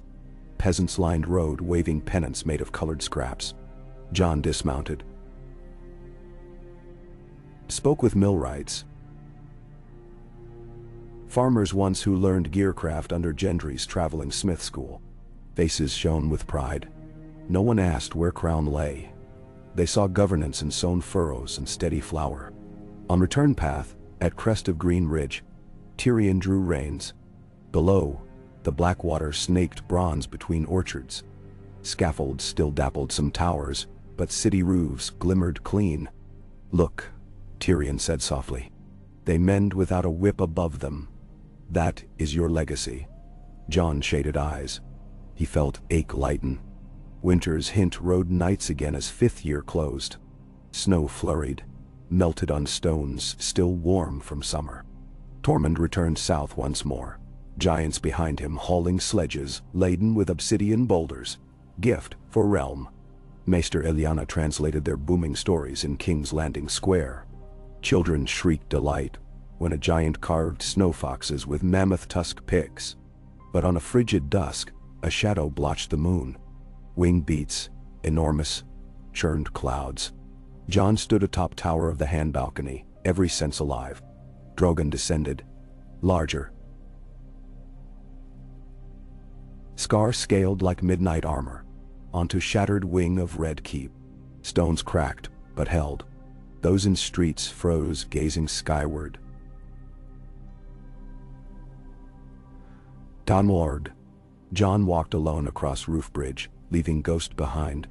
Snow hissed off Dragon's heated breath. He stopped within 30 paces, palms out. You've carried your grief far, he murmured Valyrian. What bring you home? Drogon's pupils widened, reflecting torch glints. He shifted, revealing harness strapped across chest, dragon bone and woven kelp. At center hung an object. A dull red crystal, fist-sized, torn by cracks. It pulsed faint ember. Jon stepped closer, heart hammering. Not egg, too jagged, nor mere stone. He recalled Maester speaking of dragon hearts petrifying after death. Could Drogon carry Daenerys? No. Indeed. When Drogon lifted one claw, Jon braced. But the dragon gently placed crystal at his feet. Heat radiated. Air smelled of salt wind. Jon knelt. The surface shimmered with swirling wisps, glimpses of flame entrapped. As he touched, a pulse of warmth fluttered through his chest. Sadness mingled with resilience, like final note of song. Her memory, Jon whispered. You entrust it to us. Drogon exhaled, warm gale ruffling Jon's cloak. Then the dragon unfolded wings, launched skyward, wheel turned toward sunset. He did not roar, only beat the air thrice and dwindled into amber clouds. Jon carried crystal below. Maesters gathered. Bran examined with eyes half-rolled. It holds echo of dragonfire, he said. A shard of promise. They placed it on pedestal within Dragon Pit atrium. No chains, no guards. People came in candlelit streams, not to worship but to reflect. The stone's glow warmed the cold hall. Bards soon wrote of heart of the last dragon. As year 6 dawned, great council preparations began anew. This time to choose next protector. Names surfaced. Lady Lyanna Mormont, now fierce young commander. Lord Cleon Tarly, pragmatic grain baron. Maester Samwell, though he shook head vigorously. Brienne, whose honor drew support.